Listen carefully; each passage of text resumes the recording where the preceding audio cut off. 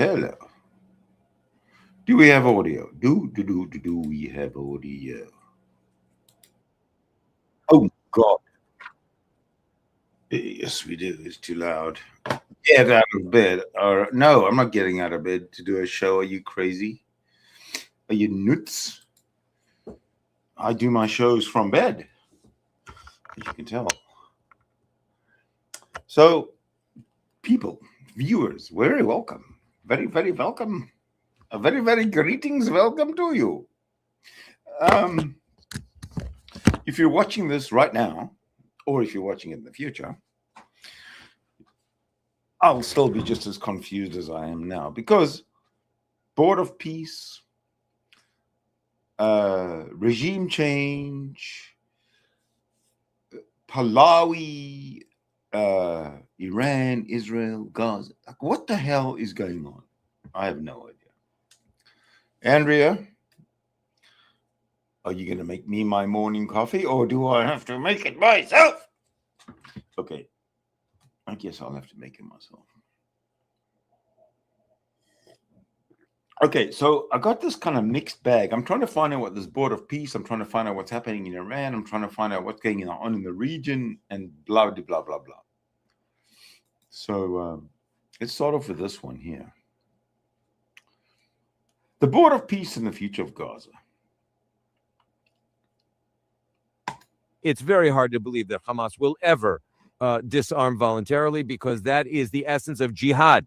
And we are facing jihad. The United States is facing jihad.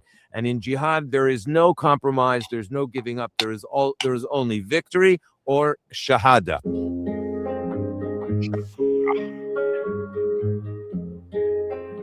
Hello and welcome to East to West, and today we're talking about the relationship between the U.S. and Israel and the recent developments in terms of what is happening in Gaza, the Board of Peace and the Trump administration plan for the Middle East. And to talk about this, I have with me Dr. Dan Diker, the president of Jerusalem Center for Security and Foreign Affairs.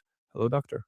Nice to see you, buddy. Just last week, the Trump administration announced this new plan for Gaza and the Board of Peace. So what are you making of this? Is it a plan that is feasible, or are we talking about just another thing that will just pass at some point in the future? Well, I think anything that President Trump does and has shown to do has a lot of strategic elements to it. And the Board of Peace really is part of an entire remaking of the regional system in the Middle East. It's not just about Gaza. Clearly, what President Trump has said himself has indicated that this could well be a replacement of the United Nations itself, which has proven to be a completely ineffective and even injurious and problematic body that was founded in the mid-1940s following the Second World War as a repository of a guardian of democracies in the world, and it's turned into essentially a headquarters for radical Islamists. It's turned into a headquarters for other players, radical players that have become uniquely anti-Israel. So not only anti-Israel, but subversive of Israel. So here, what President Trump, in his vision for a Trumpian new Middle East, that is stable, that is secure, that is more prosperous, and that is driven very much by his economic vision. If you see the Board of Peace, the Executive Committee, the National Council for the Administration of Gaza, the Executive Committee of that body, meaning the Board of Peace has a number of five different bodies associated with it. This is very similar to an American public real estate company that whose structure looks quite similar to the Board of Peace. So this is the point here. I mean, economy is great for democracies, for European countries, but we have ideologies also in the Middle East. Do you think that would fit here? Well, that's a very good question that you ask, and very important, especially in light of having seen Jared Kushner's, new Gaza model that looks like a scene out of Star Wars, or the Jetsons, if you will, which is, you have to take into account, notwithstanding his phenomenal representation, 3D representation of what Gaza could look like, but that's a dream if you take your question and you superimpose the reality, the culture of Gaza, who's going to run who's going to operate such a thing? The Gazan people look at such a picture and they have no idea what you're talking about. So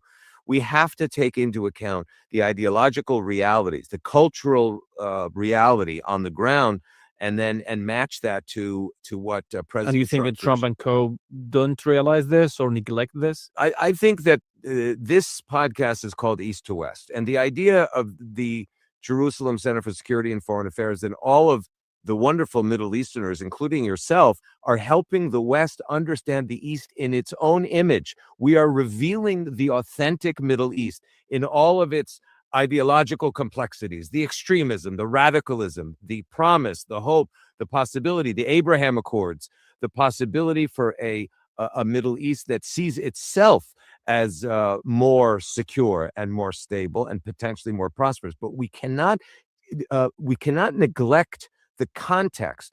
And the context of the Board of Peace right now is that it's a vision. We're moving towards stage 2 because there's a price to pay for cooperating on the big strategic problem, the head of the octopus, the Shia, the Iranian regime. So here we have the Board of Peace and all of those bodies as really being the manifestation of a regional image, a regional reality, a structure that is going to come together with, hopefully, the Iranian peoples leading the dismantling of the. Maybe we have to mention also what is happening in Iran, but you've mentioned the executive board for Gaza in the future, and on that board we have Qataris and we have Turks.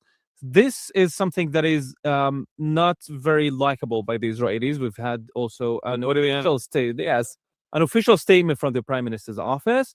Do you think that Erdogan and the Qataris are having too much of a say in President Trump's ear? At present, it's clear that the Qataris have a big say with the administration. We know that Special Envoy Witkoff has had very substantial interest with Qatar. President Trump has complimented the Qataris. He's also rhetorically embraced the Turks, even though I'm quite doubtful that he really believes in his heart of hearts what he's saying publicly about Turkey. President Trump is a convener.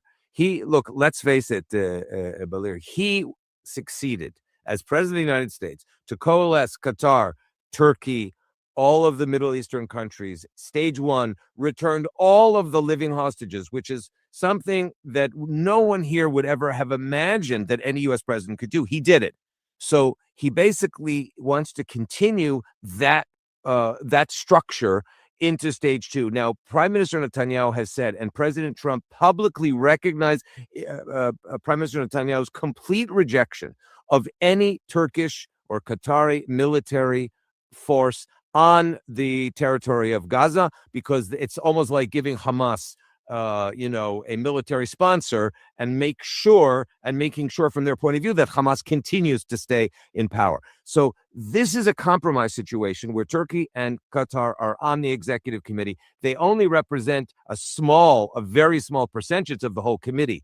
So it's more like it's more of an image for them to be involved. At the end of the day, it's very clear for anybody that has read the protocols that there is one major chairman who makes all the decisions, and that's President Trump. He gives the veto, he gives the okay, and therefore I think this is why Prime Minister Netanyahu has compromised on this issue. He's publicly stated his opposition to such an issue, but he's going, in my assessment, he's going forward with it because there's much bigger fish to fry, and that's the toppling of the Iranian regime. And you've mentioned the green light from President Trump and his veto, and we could argue also that President Trump is currently at least vetoing any Israeli military action against Hamas because they still believe in the administration that they can disarm Hamas without any military intervention by Israel.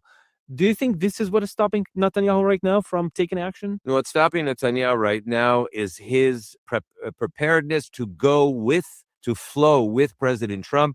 We now have the latest declaration by Trump, and Jared Kushner repeated it, 100 days.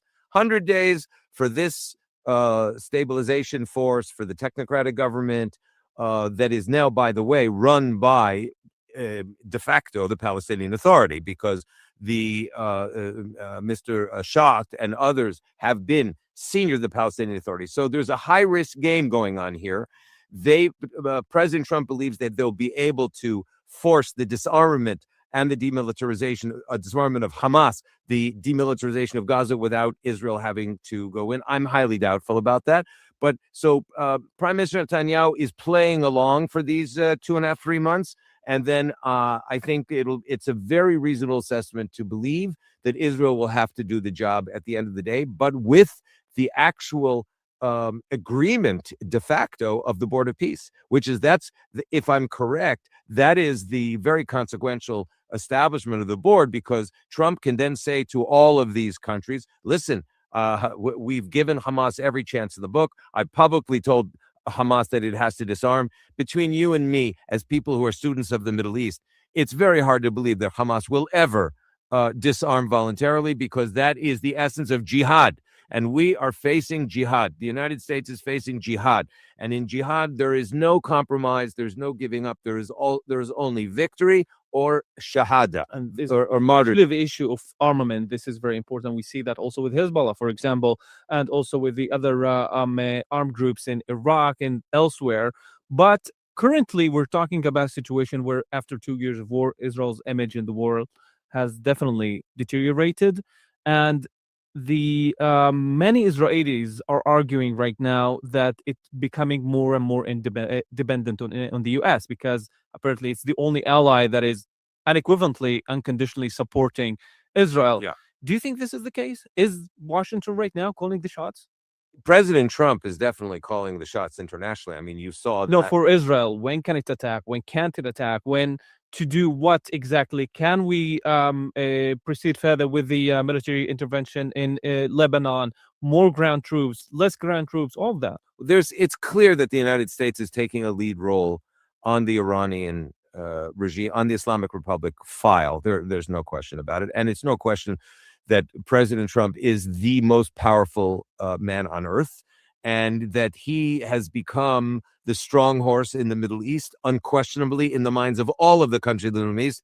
And Israel is also looked upon as a strong horse. Having said that, Israel has established red lines for itself, and it has made them clear to the president, and the president has also gone forward with Israel's red lines, and that has to do with the bombing Hezbollah. Hezbollah is still trying to rebuild, re-energize, resupply.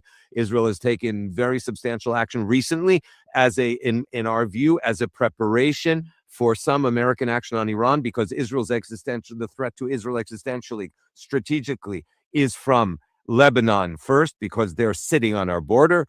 But clearly, most everything is done in tandem and in cooperation with the United States. It's just the reality that we're faced. We are talking about Prime Minister Netanyahu is actually succeeded to completely remake the security architecture of the Middle East together with President Trump. And we are at a very dramatic moment in that process. And clearly, Israel, as one of the smallest countries in the world, and particularly in the Middle East, is under one of the greatest multi-front attacks by the Middle East. The president knows that. The president has taken his pencil in the White House Oval Office and has said, "This is Israel," and that's the whole riddle. So he understands Israel's predicament. But clearly, Prime Minister Netanyahu and President Trump are very closely aligned on their shared vision for a more secure Middle East. And President Trump is al-Faras al-Asil, the noble knight in Arabic. This is the strong horse, and we have a smaller strong horse, Israel, and a big strong horse, America.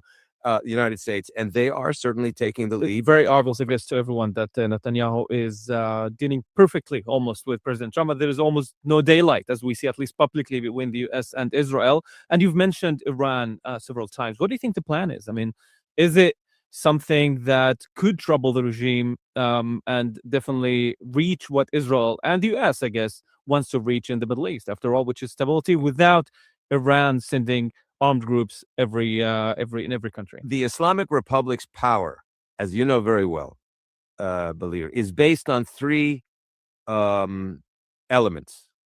One element is its ability to export terror via its proxies, including the Sunni Hamas and Islamic Jihad, Hezbollah, its main Sunni proxy, as well as the Houthis and others in Iraq and around the region. Those tentacles of terror have been cut. I mean, 70% cut. Now, the second second column of strength, a pillar of strength of the Iranian regime, is its ability to oppress its own people. And there we have seen mass killings, the likes of which we have not seen since the Second World War, since the Nazi period.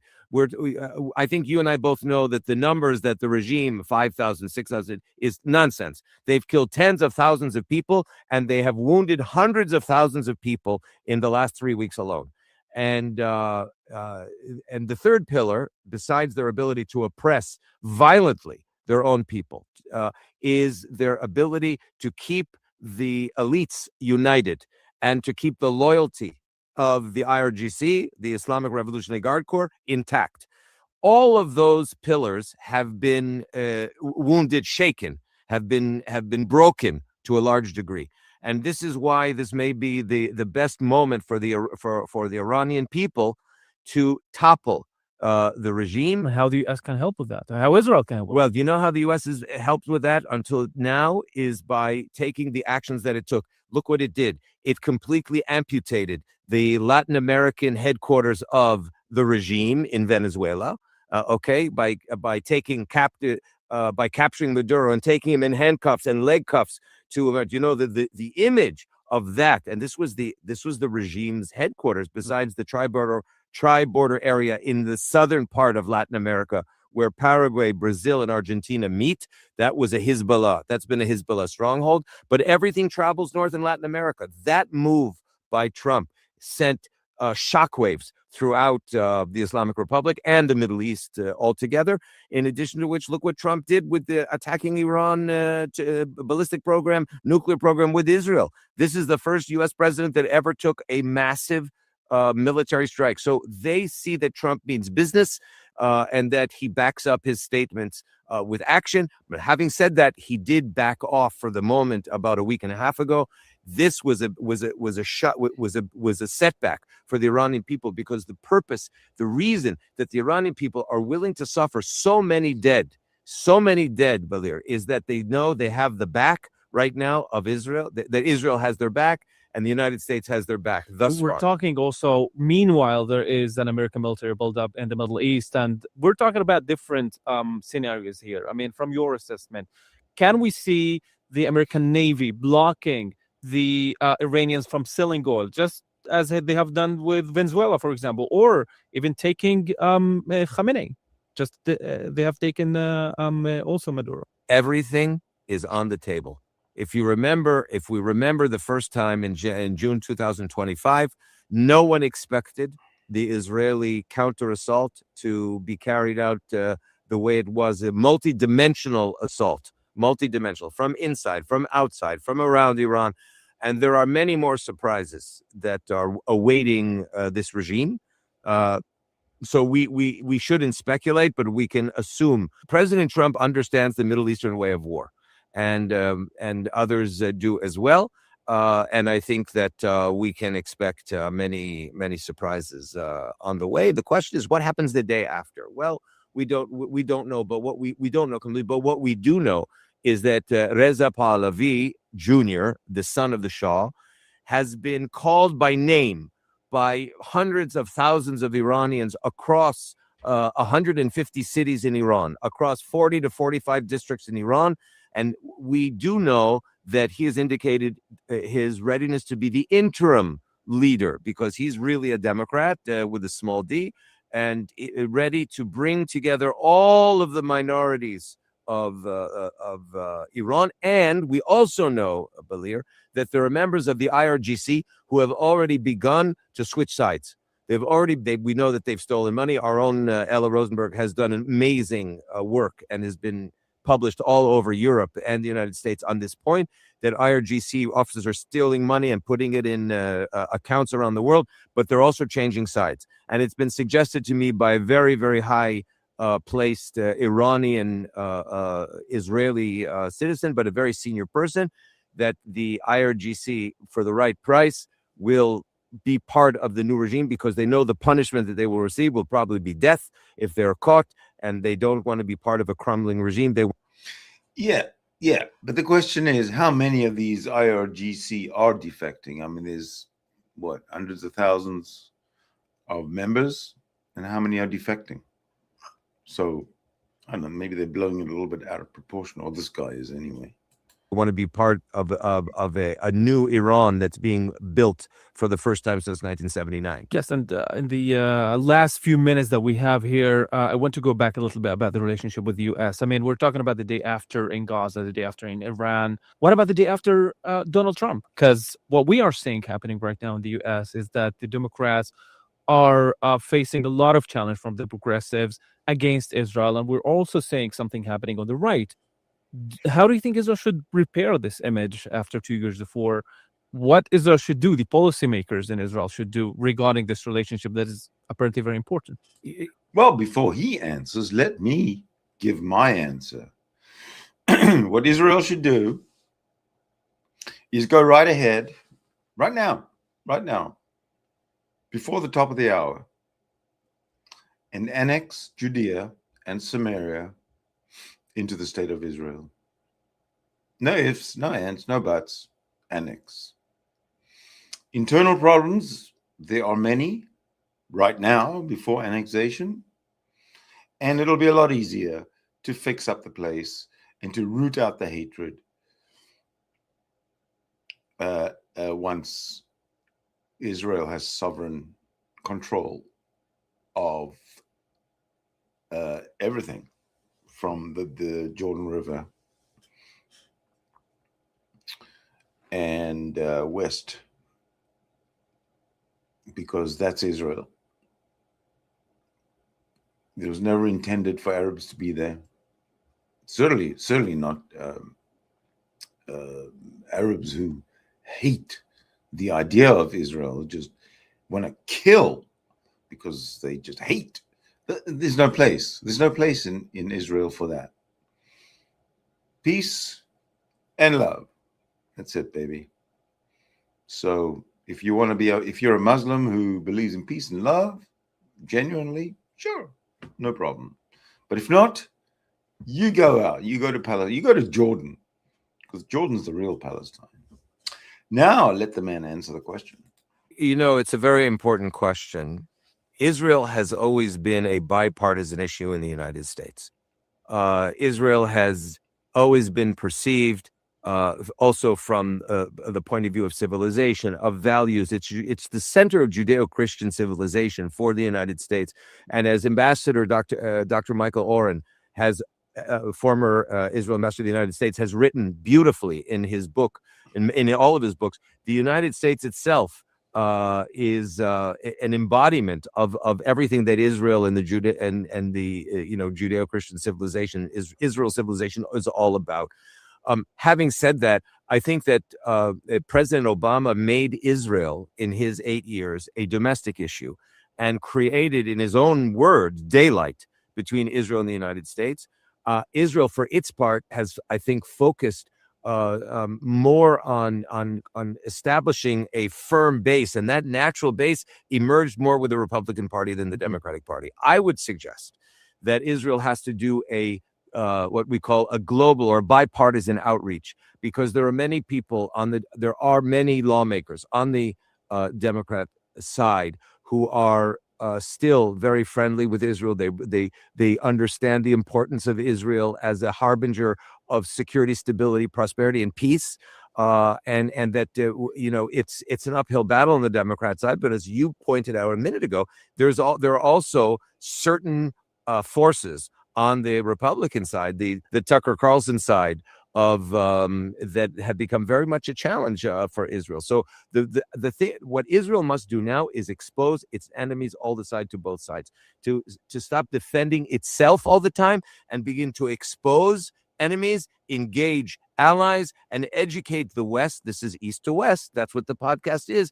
It requires fundamental education about the radical Islamists that are challenging the security and safety of the United States, of the Europeans, and of Israel equally. So you think that they need to take on the offensive? Go on the offensive, 100%. One controversial issue among both sides also in the U.S. is the issue of U.S.'s military aid to Israel. Do you think it's time to give up? I mean, we've heard Netanyahu speaking about this. Trump also mentioned some reports do suggest that there will be some sort of a change. Do you think it's time to give up on the U.S.'s military aid? I think we can safely say it's time for Israel to establish greater independence.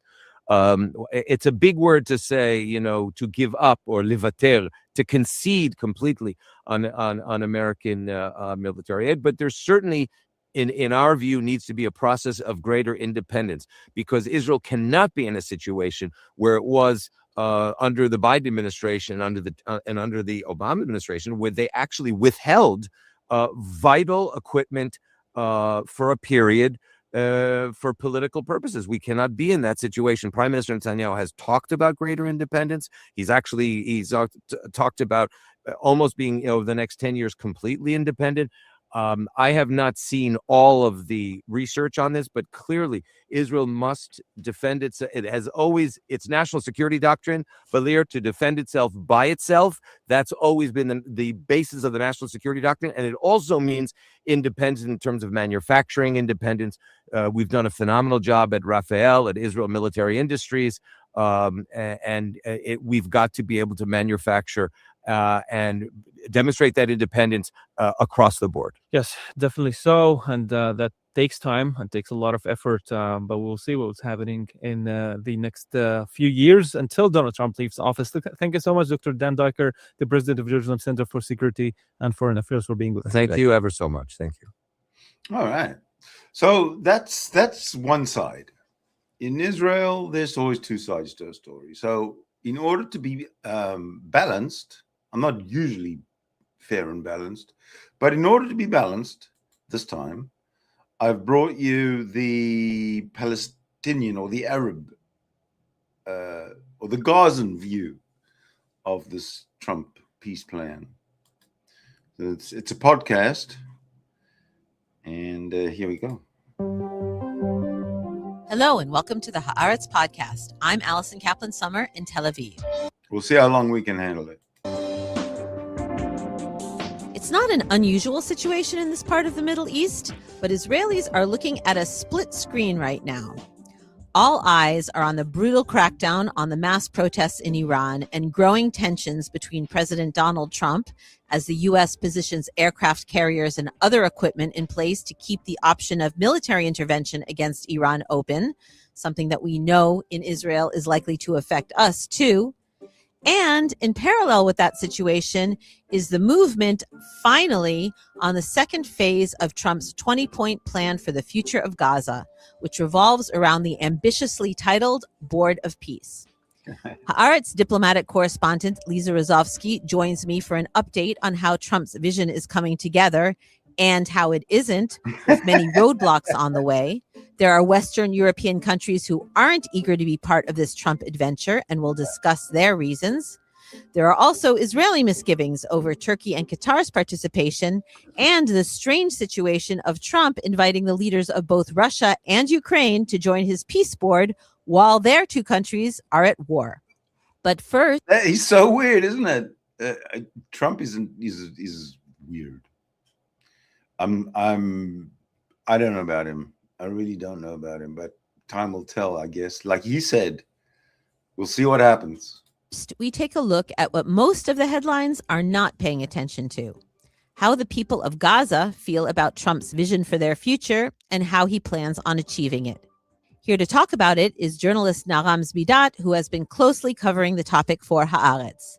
Those conversations are coming up.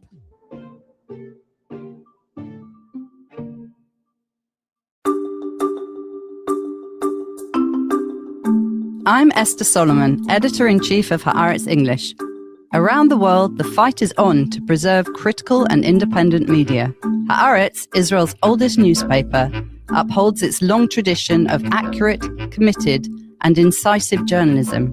refusing to bend its reporting to pressure from any government or leader. A digital subscription to Haaretz gives you up-to-the-minute news and analysis in English from journalists who live Israel's reality and are committed to covering the Middle East and its global repercussions.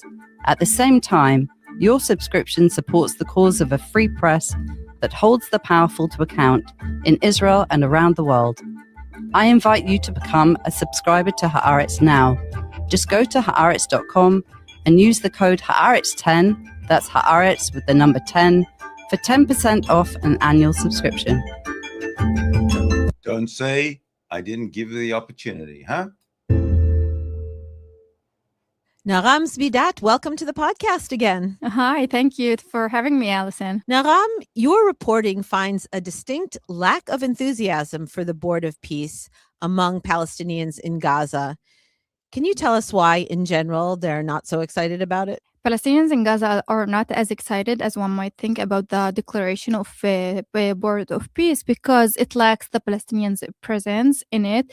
Therefore, it lacks the Palestinian voice that will talk about or will manage or will decide on Palestinians' matters that speak to the people of Gaza. So all of the power is coming from the board, the countries, the international board, and you're saying that it doesn't seem like there's going to be any real power in Palestinian hands? Yeah, as long as it doesn't include the Palestinian voice, how will it change the facts and the stories of Palestinians themselves if it's not coming from inside? But there is going to be this Palestinian technocratic group that is supposed to manage life in Gaza underneath the auspices of the Board of Peace.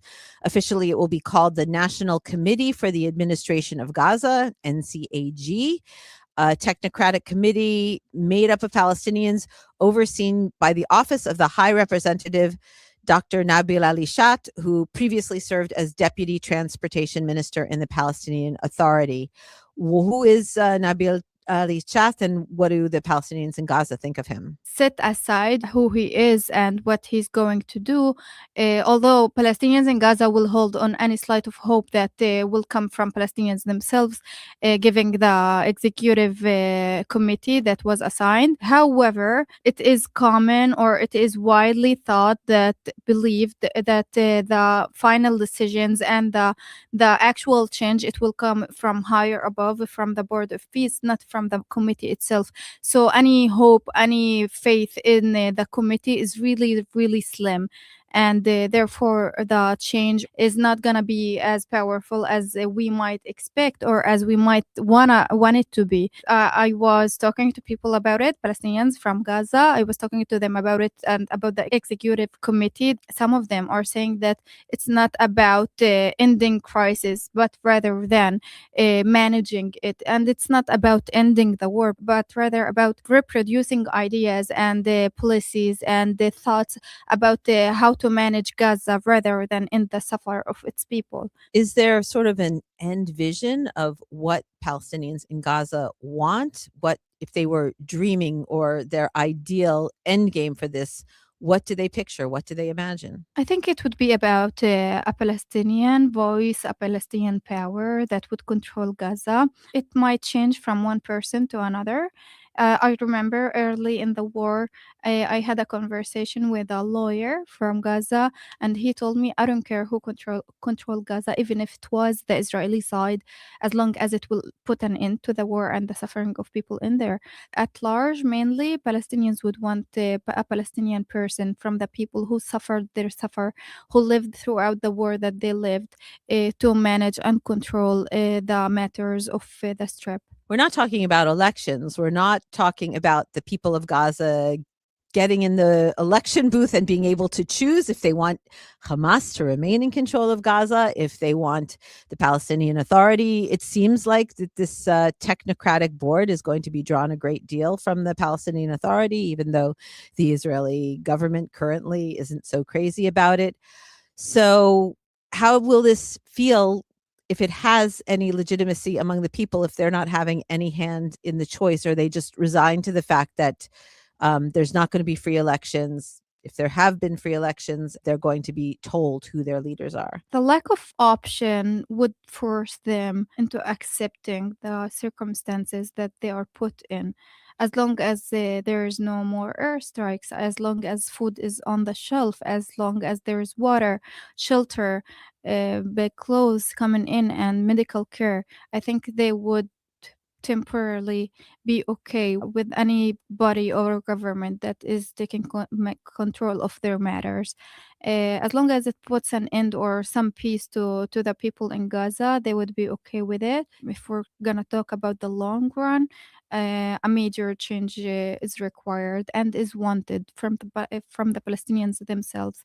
Although many of them believe that Hamas won't disarm. From your conversations and from what you see in social media, which you follow very intensively, what are the feelings about Hamas? Is there a feeling of pride of the fact that they, put up a fight for 2 years and were not defeated?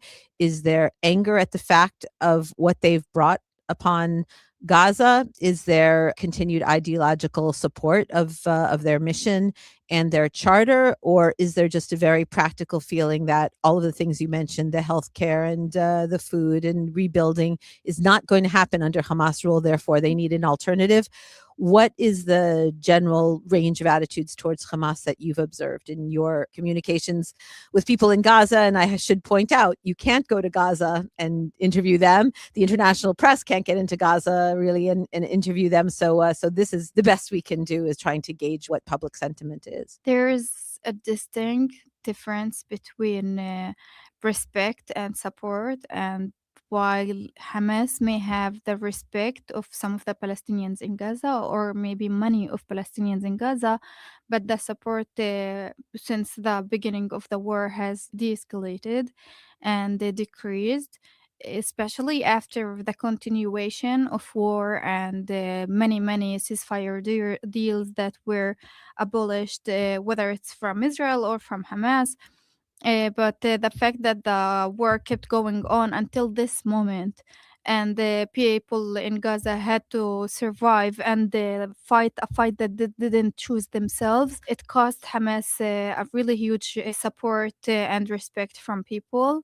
And as I said, while many Palestinians still support Hamas for their decisions, for their stances, and for holding up for 2 years, they lost a lot of support because of, many people would say, selfish reasons for beginning a war that the Palestinians in Gaza did not choose to go for. Are many of them so eager to get rid of Hamas again that you think that they would accept this U.S.-led international stabilization force, kind of being the people keeping security on the streets, that anything short of Israeli reoccupation is okay with them? Or is there suspicion about what this international stabilization force will bring? Not being in support with Hamas does not align for many Palestinians in Gaza to be in support with the U.S. As long as while they say no to Hamas, they're not going to say yes to the U.S., especially with the U.S. complicity and cooperation with the Israeli army in this war. Generally, the U.S. is viewed for Palestinians the same as Israel. So any government or group that is going to come from the U.S. will not be welcomed with open arms. Will it be called occupation, do you think, if there's... For those who don't read English, I just want to say this. Kahane was right. International forces on the streets of Gaza? It is called occupation. It is called another form of occupation. You reported on Egyptian journalist who said that Arab abandonment had found, quote, a safe hiding place within the Trump plan. That kind of contradicts the conventional wisdom that this plan is pulling more direct Arab involvement in the future of Gaza than ever before. How do you, frame that in terms of the plan is allowing the Arab countries to get away with ignoring Gaza, or that it's forcing them to engage in it more closely? I think what he meant, it was about the lack of effort or the lack of support that they have shown, the little support that they have shown to Palestinians during the war, whether they are in the West Bank, the Gaza, or anywhere. Basically, during the war and now, even after, Trump's plan is considered a hideout for them. It's not engaging with the Palestinians matter and the Gazan matters, but rather enabling Trump's plan to show that it is a peace deal, it is a peace agreement, when in fact it's nothing that voices Palestinians in Gaza. What are people in the West Bank under the Palestinian? I don't think they quite get it, these Arabs. They lost the war. They got defeated. They were humiliated, embarrassed. They essentially got sold down the river by their Arab leaders. And you know, it is what it is. It's tough. But we carry on and we move through it. You Palestinians or Arabs who live in Gaza are such fucking crybabies. I've never heard the likes of it in my life. Jesus Christ. Every single one, not one man, not one male in Gaza has a complete set of balls. Not one. Authority, Palestinian citizens of Israel, are their thoughts and sentiments similar to those of people in Gaza, or are there other outside Palestinian voices with varying views? While they may be divided and separated by walls and checkpoints, Palestinians in Israel, the West Bank, and in Gaza will share the same thoughts and ideas regarding these matters. So they're as skeptical as the Gazans themselves, from what you're... Yeah, because the Gazans, the Arabs in Gaza, want all the Jews, wherever they are, in Israel, everywhere. But it's, you know, Israel's right there.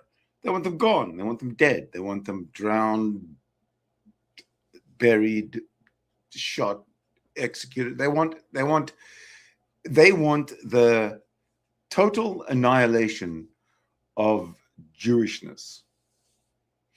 This is what the Arabs want in Gaza. And what does the world do? Gives you Greta Thunberg. I just... You're reading and seeing and speaking to people. They are. Naram, the emergency calls regarding a famine in Gaza have faded away since the ceasefire began. We don't see much coverage of the humanitarian Exactly. situation since it was announced, except for your reporting, of course. So please tell us, what is the overall state of Gaza, particularly as the winter... Okay, so we know that there's tons of food in Gaza. We know that. And we know that the reason that people claim to be starving is either because Hamas is putting them up to it, or they really are starving because Hamas is holding all the food. But whatever it is, it's all an internal matter in Gaza. Now, what is the Gazan propaganda side? Let's hear it. Weather has hit. How are people feeling? Do they feel a difference since the bombs stopped dropping? Is the situation much better, or does it still seem Let's see rather what she desperate? says. It is really important to highlight the fact that in Gaza, different locations endure different situations and conditions. For example, Palestinians in northern Gaza, such as Gaza City, have other troubles and issues than the ones who live in southern Gaza, Khan Yunis, for example. While Palestinians in Gaza City, as I am told, they view what happened as a ceasefire, as a post-war event. As long as there are no airstrikes, as long as there are food on the shelves of the markets, then the war has ended. However, for Palestinians in southern Gaza, as I said, in Khan Yunis, the expansion of the yellow line, one day you would wake up and you would find your house that wasn't in the yellow line is beyond the yellow line, and you would have to evacuate. Yep. Reminding listeners You that the lost the yellow ball. line is the supposed line that divides the area where Hamas remains in control. And this woman has not once said, this Palestinian woman, this Arab woman, has not once said that, yes, Hamas should disarm. They've fucked up our whole country. And if the deal with the West is for them to disarm, then disarm they must. Have you heard her say that once? to the half bordering Israel where the IDF is in full control. Exactly. So yeah, the expansion of the Yellow Line. The IDF has set training stations in several locations throughout the Gaza Strip, and one of them is near Mawasi Khan Yunis, which is a residential area. A lot of refugee camps and tents Bullshit. are set up there. There are no innocent people in Gaza. And why would there be a refugee camp there in 2026 when the refugees that ran to Gaza in 1948 should pretty much have been integrated into Gazan society by now, wouldn't you think? They're shooting, and that shooting might be random, that it would reach the refugee camps, and it did harm and injure some of the people in there. There are still some several and random targeting of civilians in there. Still lack of food, Random targeting of civilians in there. You hear that? Absolute propaganda and lies. That's a thing with these Arabs. You cannot trust them. Cannot trust them. Shelter, lack of medical care. The war is still happening, but since the ceasefire, it is happening in silence mode. And what are people The saying? war is still happening, but since the ceasefire, it's happening in silent mode. The fuck does that even mean? You know what it means? From her point of view, the war is still happening. The resistance, the Hamas, the military, they're all building up in silence. Stupid fuck, Jesus Christ, you know, they are so predictable. State of mind. I mean, the loss of life and, you know, the way people's lives have been upended and disrupted. You're actually speaking and, you know, exchanging views and opinions and feelings. What are some of the voices that stick with you after you speak with them and the people in Gaza? I feel it's like giving up that stuck with me, especially after the announcement of ceasefire, that they lost hope on their suffering to end at all, because right. if the ceasefire is announced. That's right.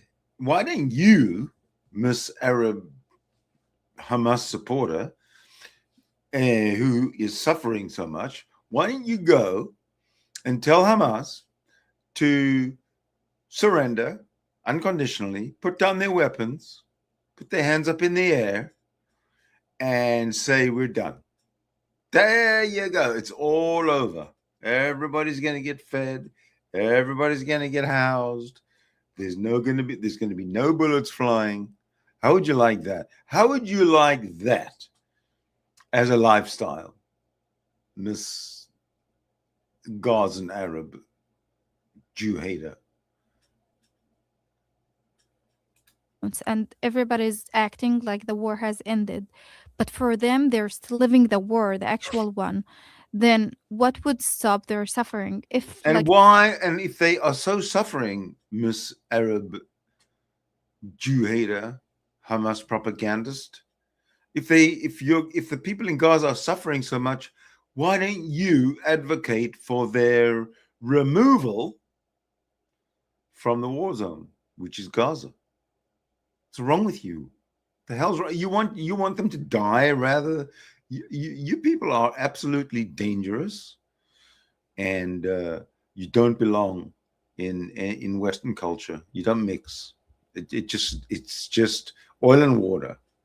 Sorry to say, but that's the way it is. Until you Arabs get your shit together and realize that individual rights come before anything else. Okay, Arabs, you got me? technically and like formally, the war ended. What would end it for them? So I think it's giving up, the form and the mental set of giving up that is stuck with me. Well, we hope that there's something You're happening defeated. soon. You're defeated. Why can you not get your mind around the fact that you're defeated, and that entails, by definition, that you give up? It's the way it is. You tried your best, you lost. Okay, stop crying about it. You're an and that will adult. give them some hope. I don't know how much hope we can place in the Board of You're Peace, an but adult. at least it's movement, and at least the war is not going full force the way it was. Naram Zvidat, as always, thank you so much for coming on the podcast and speaking with us. All right. Okay. So now we see that the Arabs in Gaza are just liars. They're grifters. They're negative. They haters. They are crybabies. There's absolutely nothing redeeming about Arabs in Gaza. Nothing. So their fate to me is irrelevant. Totally irrelevant. So let's switch gears a little bit and go to Mossab, my buddy Mossab. You know Mossab because if I show you his picture alongside the man and some Jew-hated dude in the middle there with a white pillowcase on his head. Why do people wear pillowcases on their head? Like, what's the deal with that? Especially when they're inside. I can understand if you're outside, it's the sun. It's a sun beater. But if you're inside, why the hell you want to wear a fucking pillowcase on your head? Anyway, the plan for Gaza. Mossab Hassan Youssef has something to say about it.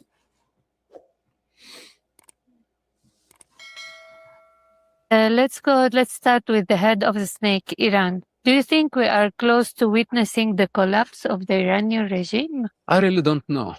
I don't know. But also, I don't see that the IRCG and the Ayatollah and their ideology just disappearing suddenly. And I don't see the means of how to actually overthrow them without creating so much chaos and bloodshed. So it's very hard for me to say at this moment. I understand you do not advise Israel to go into this battle now. I advise Israel to fight and defend itself, but in intelligent means. And Israel has the means. Israel has the most powerful intelligence service in the world. They know the mullahs very well, and they can keep them paralyzed if necessary for as long as it takes. Never allow them achieve mass destruction weapon or ballistic missile launching capabilities. That is, I highly encourage the state of Israel to continue doing this business. It has been in this war for very long, whether if it's a cold war or a hot war, Israel led the way. But what I don't want to see Israel getting involved in attempts to change the goal from security. Okay. Mossab, stand aside. I got a question. Which team are you cheering for? Shia or Sunni?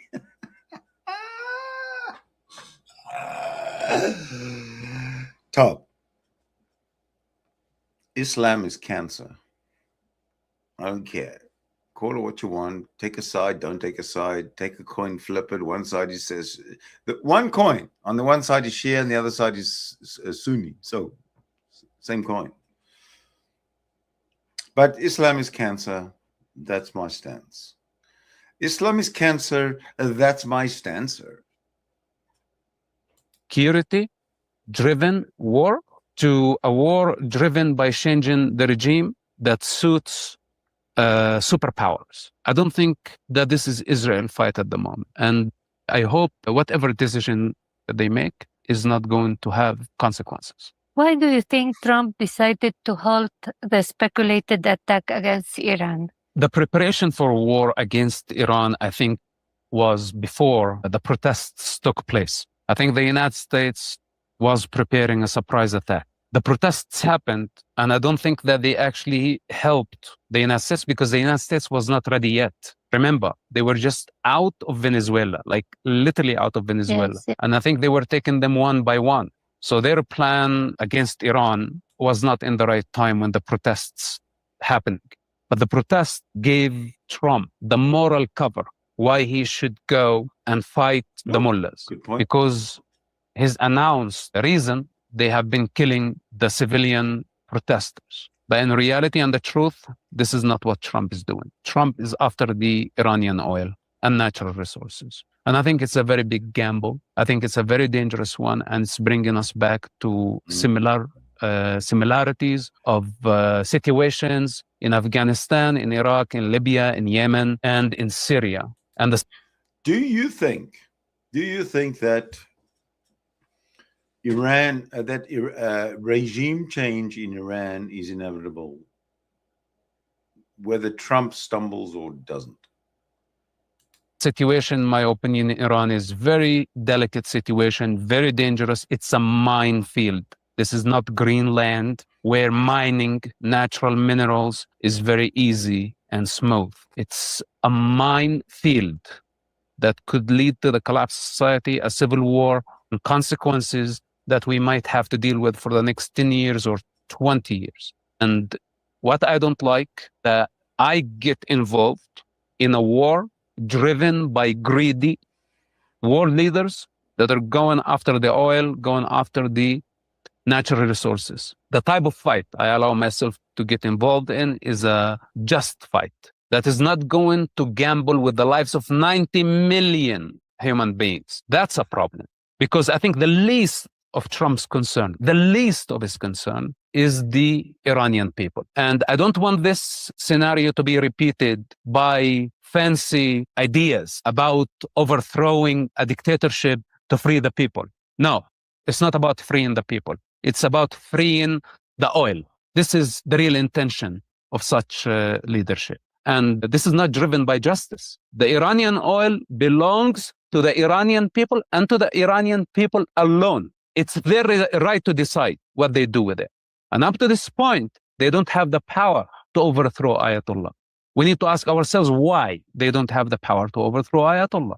Maybe because he has enough support. And if he has enough support and he has a real base that is connected to him ideologically, then we need to be very concerned before we start arming the people and pushing the people towards clashes, because it's going to end up much worse than Syria. And hundreds of thousands of people, possibly millions of people are going to die. So lying and to say that our objective and our goal to free the Iranian people, while in reality, we are gambling with their lives to control the oil, I think this is deceiving, it's dishonest, and the consequences for such a thing are going to be deadly. Now let's talk about Hamas. The United States government is announcing the transition of the so-called second phase in Gaza and even to the so-called Board of Peace. What is your opinion on this? Demilitarizing and de-radicalizing Hamas and Gaza, the Palestinians in general, because it's not only Hamas, there are so many other militias. It has been the condition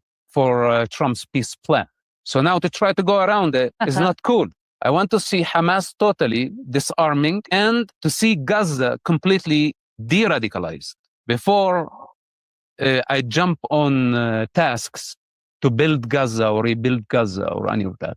And up to this point, they haven't delivered. So what these guys are doing, I don't understand. I don't know their motives. I don't know why they're coming to Gaza. I don't know what they want to do in Gaza. And I really don't give about their plans. What I care about, that I don't want more repetition of this scenario where terrorist groups, whether if it's communists, jihadists, it doesn't matter who's going to come hijack it, to weaponize civilians in the future for political and financial gain. Enough of this play. I don't like it, and we don't want to repeat it. So now for the big players to come and do whatever they want, ignoring the reality that Gaza has been the breeding ground for such terrorism, for hateful indoctrination, and for victimhood. And now they want to ignore all this. I don't know how they will be able to bring peace to the region. They call it the Board of Peace. This is a joke. These people are not looking for peace. They're not looking for peace that is founded on truth. And this is why I want from the State of Israel to be very careful how we're working with these allies. I totally understand that we could be fighting against the same enemy, but I am sure that we're not fighting for the same purpose. And we need to be very careful not to deal with the consequences of such political ambition and unchecked lust for power. And now, as an Arab, do you think it is truly possible to think that Hamas and Hezbollah can be disarmed? Well, they should. There are two options: disarm or die. It's not hard to figure out. But what do you think they will do? It's their choice. It's their choice. What they did on October 7, what they did for Gaza, what they have been doing throughout the region. This type of savages, this type of barbarians lost their right to exist long time ago. The only way to deal with them is by the means of force, by the means of the gun. To negotiate with them at this point is validating them, legitimizing them, and proving their strategy of targeting civilians, of weaponizing civilians as a successful experience. This is why I don't like the entire plan. And if they keep ignoring this problem and playing their big game, they are going to wake up to face this reality sooner or later. The condition is to disarm these militias, send them to exile, or even send them to hell. Who cares? There is no way in between. And all the short halfway solutions, that means that we will have to deal with this problem 5 years from now, 10 years from now, when such politicians would be long gone. So we have to be very, very careful. And we have been actually dealing with the faults of politicians for an entire century. That they appear, they make decisions, then the generations come and have to take responsibility for their poor judgment, poor choices, greedy ambition. Enough of this. If you were the prime minister now, what would you do with Gaza? I don't know what the prime minister, what type of forces, how much he has to compromise. And thank God that I am not the prime minister, because you see, I will not compromise. It is going to be breaking bone with everybody. So I'm not a politician. I'm a free thinker, and this is how the way I see it. This is not Trump's business in Gaza. This is not Turkey's or Qatar's business in Gaza. I want them out of the picture completely. And I want for Israel to do everything they can to make sure that the threat has been eliminated completely, and Palestinian militias will never have the capacity to attack Israel again, ever again, and they will never have the capacity to weaponize their civilians for any future war. This is when I will be satisfied. But what do I want to do with morons coming from outside and want to decide the future of the region? The same way I don't want to interfere with the Iranian business, I don't want anyone from outside to come and interfere with the future of Gaza and the future of the state of Israel. You have suggested that Israeli Arabs are a fifth column for the Jewish states. Why do you hold this view, and what do you think should be done with the Israeli Arabs? Okay. I would say the vast majority. The vast majority of the Israeli Arabs, they don't have their loyalty to the state of Israel. Not everybody in the state of Israel actually is a fifth column. There are some of them who serve in the army. It's a very small minority. Some of them serve in intelligence, very small minority, a handful of people. It's very disappointing to see 2 million people. What's your contribution to the state you live in? Except just barbarism against each other, slaughtering hundreds of people every year, assassinations and killings and honor killings, and illegal arms and taxation fraud. Why all this chaos? I don't see that this is communities functioning within the fabric of the society. And this is why I see them as actually existential threat, because they are not able to integrate and to build the bridges of understanding and to serve the democracy they live in and to appreciate and show some gratitude and contribution.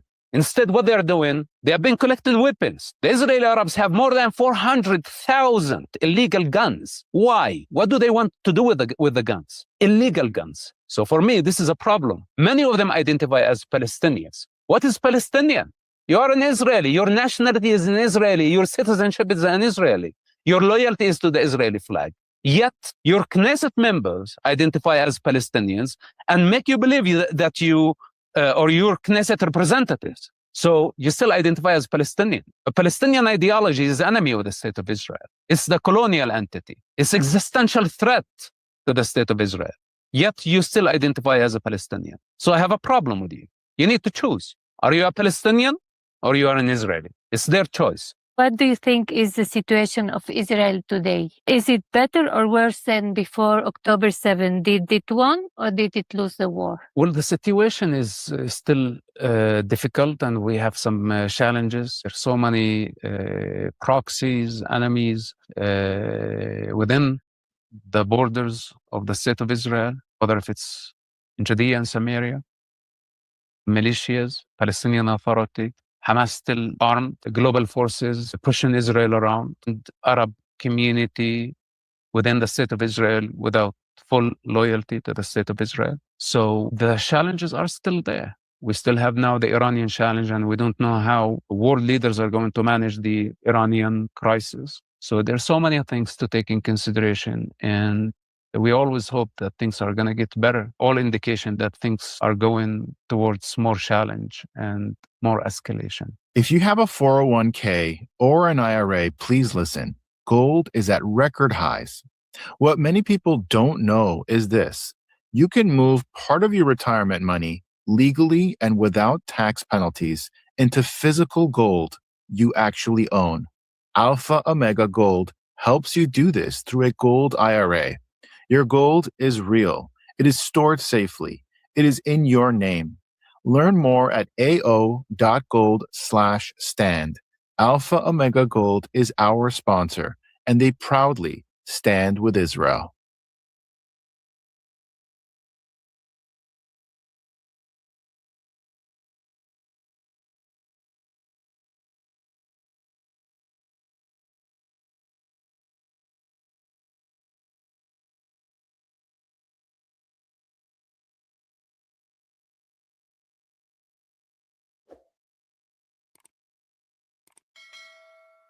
Like the whole of the UK prison system, every prison is controlled by Islam. Everyone. There's no defense against it. And why is there no defense? Because the prison authorities know it's happening, the government knows it's happening, but everyone's hands are tied behind their back through political correctness. You have to understand the power of that political correctness. It was that powerful that every police force, every politician, they all just went into silence.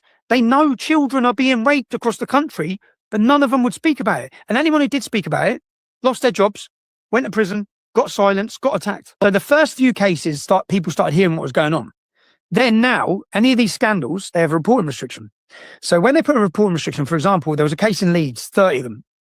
It was Huddersfield, one of the biggest rape gang scandals in our country's history. 30 Pakistani Muslim men. They've been raping 100 girls, torturing them, raping them for years. And now the authorities are having to deal with them. So they take them to court. So I go outside the court and I'm reporting. And they put reporting restrictions. So this is what they do now. And those reporting restrictions prevent anyone reporting on anything that's happening. And then what happens is you have a 6-week trial. And rather than hearing the news. Okay, I had to run out. But Tommy's on right now. So what's Tommy got to say? News for 6 weeks about the trial. At the end of the 6 weeks, you get 1 day reporting. Because then they lift the reporting restriction, you get 30 men convicted, but you don't hear all the details.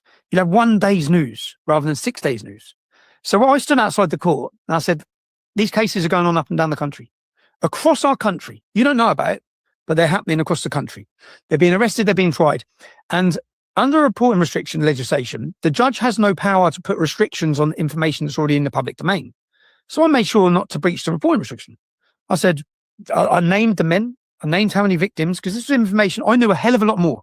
These men have been on bail for 2 years, running the same shops, still in contact with kids. I knew so much about them, but I didn't say it. I'm outside court. The men are coming in. As they're walking in, I said, how are you feeling about your verdict? They're all making threats to me. I was very calm. The judge is at the top window. His name was Judge Marston. 2 minutes later, this is on a live stream. I'm reporting. 2 minutes later, I'm arrested. You're under arrest for a breach of the peace. So what do you mean breach of the peace? What have I done? They arrest me, they handcuff me, they take me to the police station. They don't even put me in the police station. They say, right, take him to court. I'm taken to court before a judge, Judge Marston. I'm not asked to plead guilty or not guilty. I get to court, I say, I want to speak to my solicitor. I have to speak to my solicitor. They don't allow me to speak to my solicitor. They put me before the judge. Within 2 hours, I got sentenced to 13 months in prison. And what the judge then did is put a reporting restriction on anyone being told I got sentenced to 30 months in prison. So I then land 2 hours later. I'm in HMP hole. I ring my mother and my kids. I say, I'm in jail. I've just got 30 months in jail. And she's like, what? I said, I'm in prison. I've just been sentenced to 30 months in prison. I haven't done anything wrong. But they put a reporting restriction, but thanks to America, Australia, Canada, because you're not governed by their restrictions. So no one in UK was allowed to talk about it.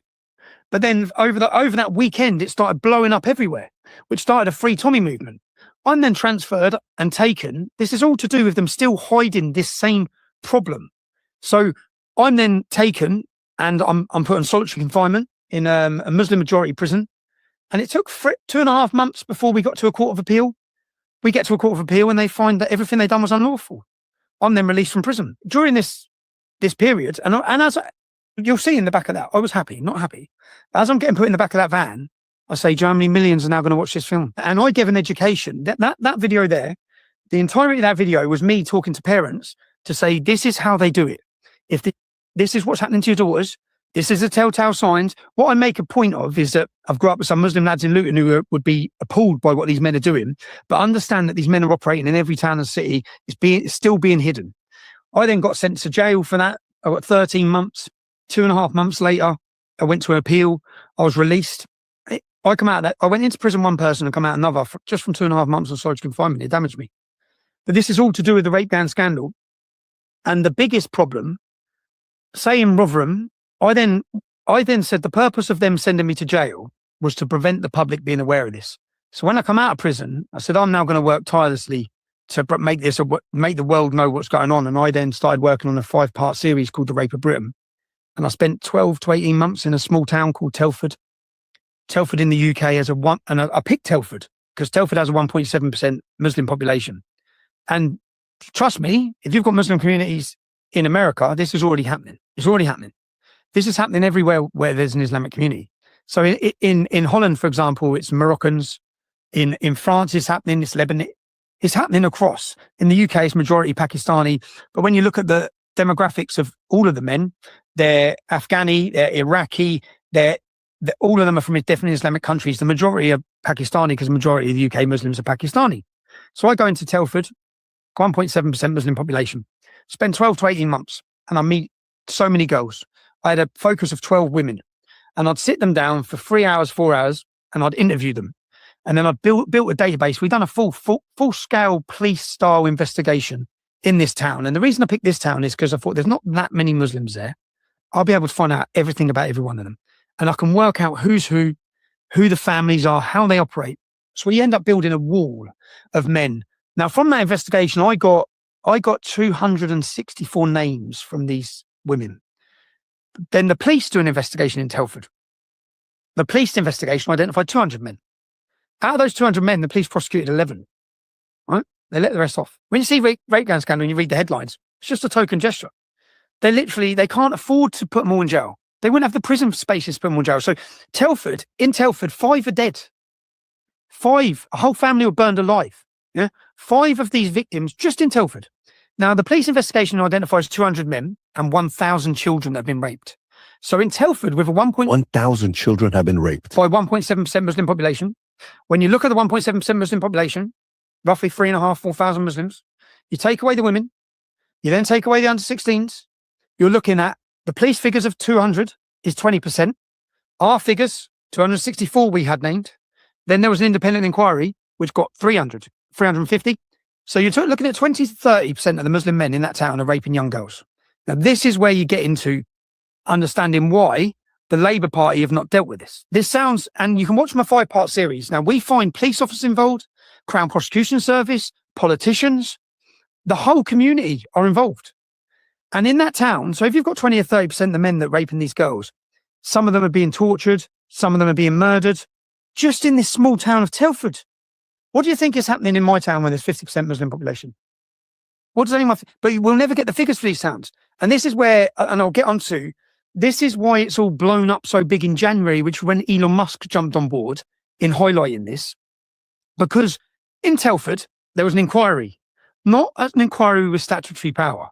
So an inquiry with statutory power would allow people to be summoned to court on oath, police, council, and they'd have to tell the truth. But the inquiry that was given didn't have that power. So it wasn't a government inquiry. They gave a solicitor-led inquiry. So the solicitor-led inquiry, without any power, identified 1,000 victims, 200 men, and told them a credible story. Now, what's happened now recently is in the city of Oldham, which is a 35% Muslim population, which has some of the most horrific rapes and torture of children, they've been crying out for an inquiry to what's happening to the children. As they're crying out, 6 times the Labour Council, because when the Muslim community get that big in the town, you ain't getting an inquiry because Labour just shut it down every time. So when they're going to try and get a vote, within the council to have an inquiry into these rape gangs, it's voted down every time. So then last year, independents stood in council to say, we'll call for an inquiry. So then the independents get voted in because the non-Muslim community in the town want to tell the story of what's happened to their daughters. So you can see some of the videos. My next documentary is looking at this. I'm going to show the whole world what's gone on, yeah, with the Labour Party, because there's been a massive cover-up. So then they vote in. They then appeal to the government for a statutory power inquiry. It goes to the Labour government. Jess Phillips shuts it down. So they've voted people in to try and get the inquiry. Then they go to the government, Labour. Labour then shut it down. There's no inquiry. And then Labour are saying we'll do these little 5 inquiries without statutory power. So that it's just a complete shut. Who's above Labor? Who tell Labor, hey, go investigate this? Who holds them accountable? Well, you need to look, which my next documentary is looking at. And this is, so say in the town of Rochdale is a massive rape gang scandal. They're in every town. The local Labour councillor, Hussein was his name. Now, 10 years ago, this is all now topic of conversation. 10 years ago, when a young girl was raped, 100 girls were raped. Yeah, over 100. So this young girl in this community, her local Labour representative, which is your Democrats, her local Democrat politician, her local representative, didn't go court to support her. He went to court and gave a character reference for the Muslim rapist, as did the mayor of Bolton. They went to court and testified in court, on oath, and testified that this Muslim man who's raped 100 kids is a wonderful man. He's a great man. Yeah. So they went to court and gave a character reference.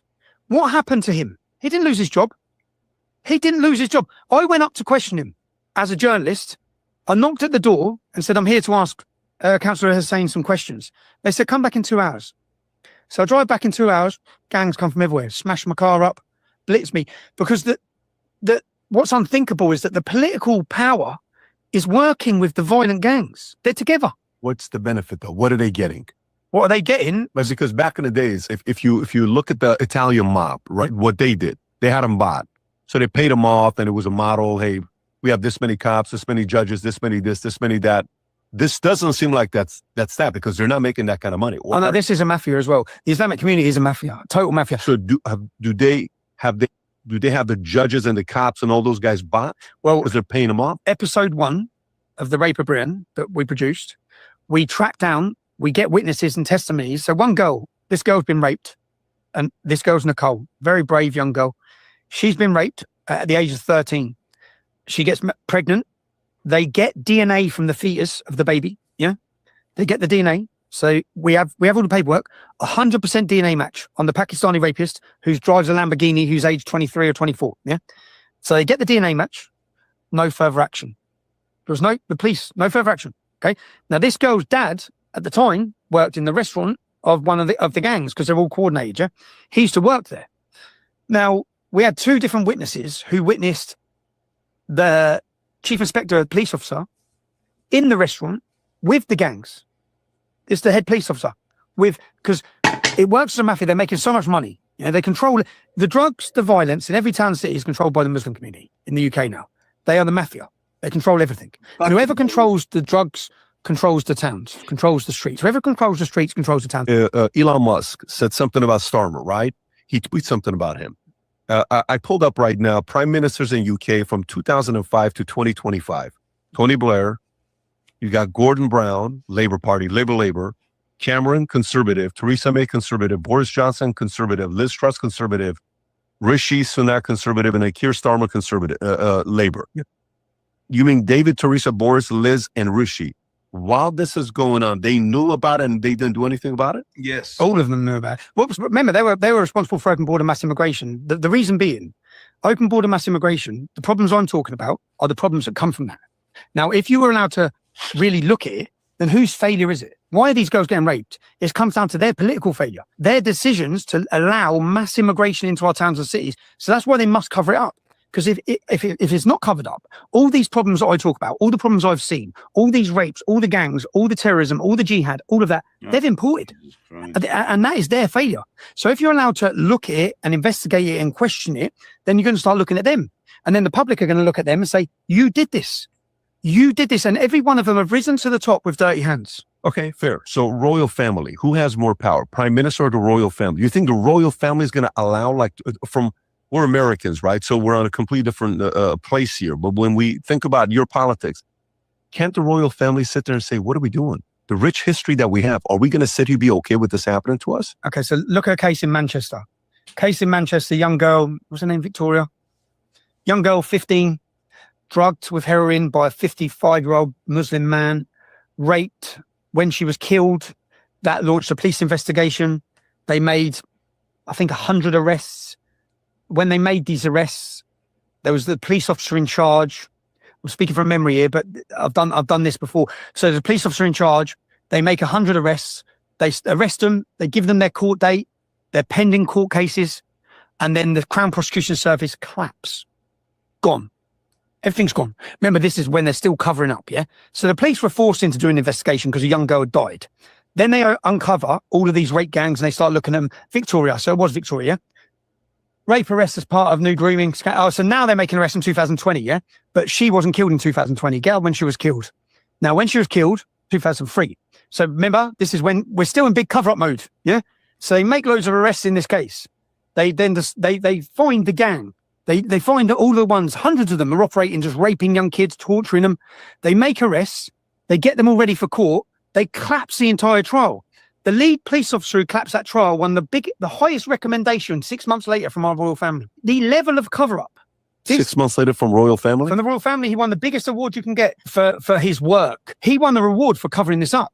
Because what you have to understand is, they were so fearful of this coming out, and they always say they were fearful of race riots, fearful of race tensions, because you can't allow the public to realize that literally members of the Islamic community are raping their way through our nation.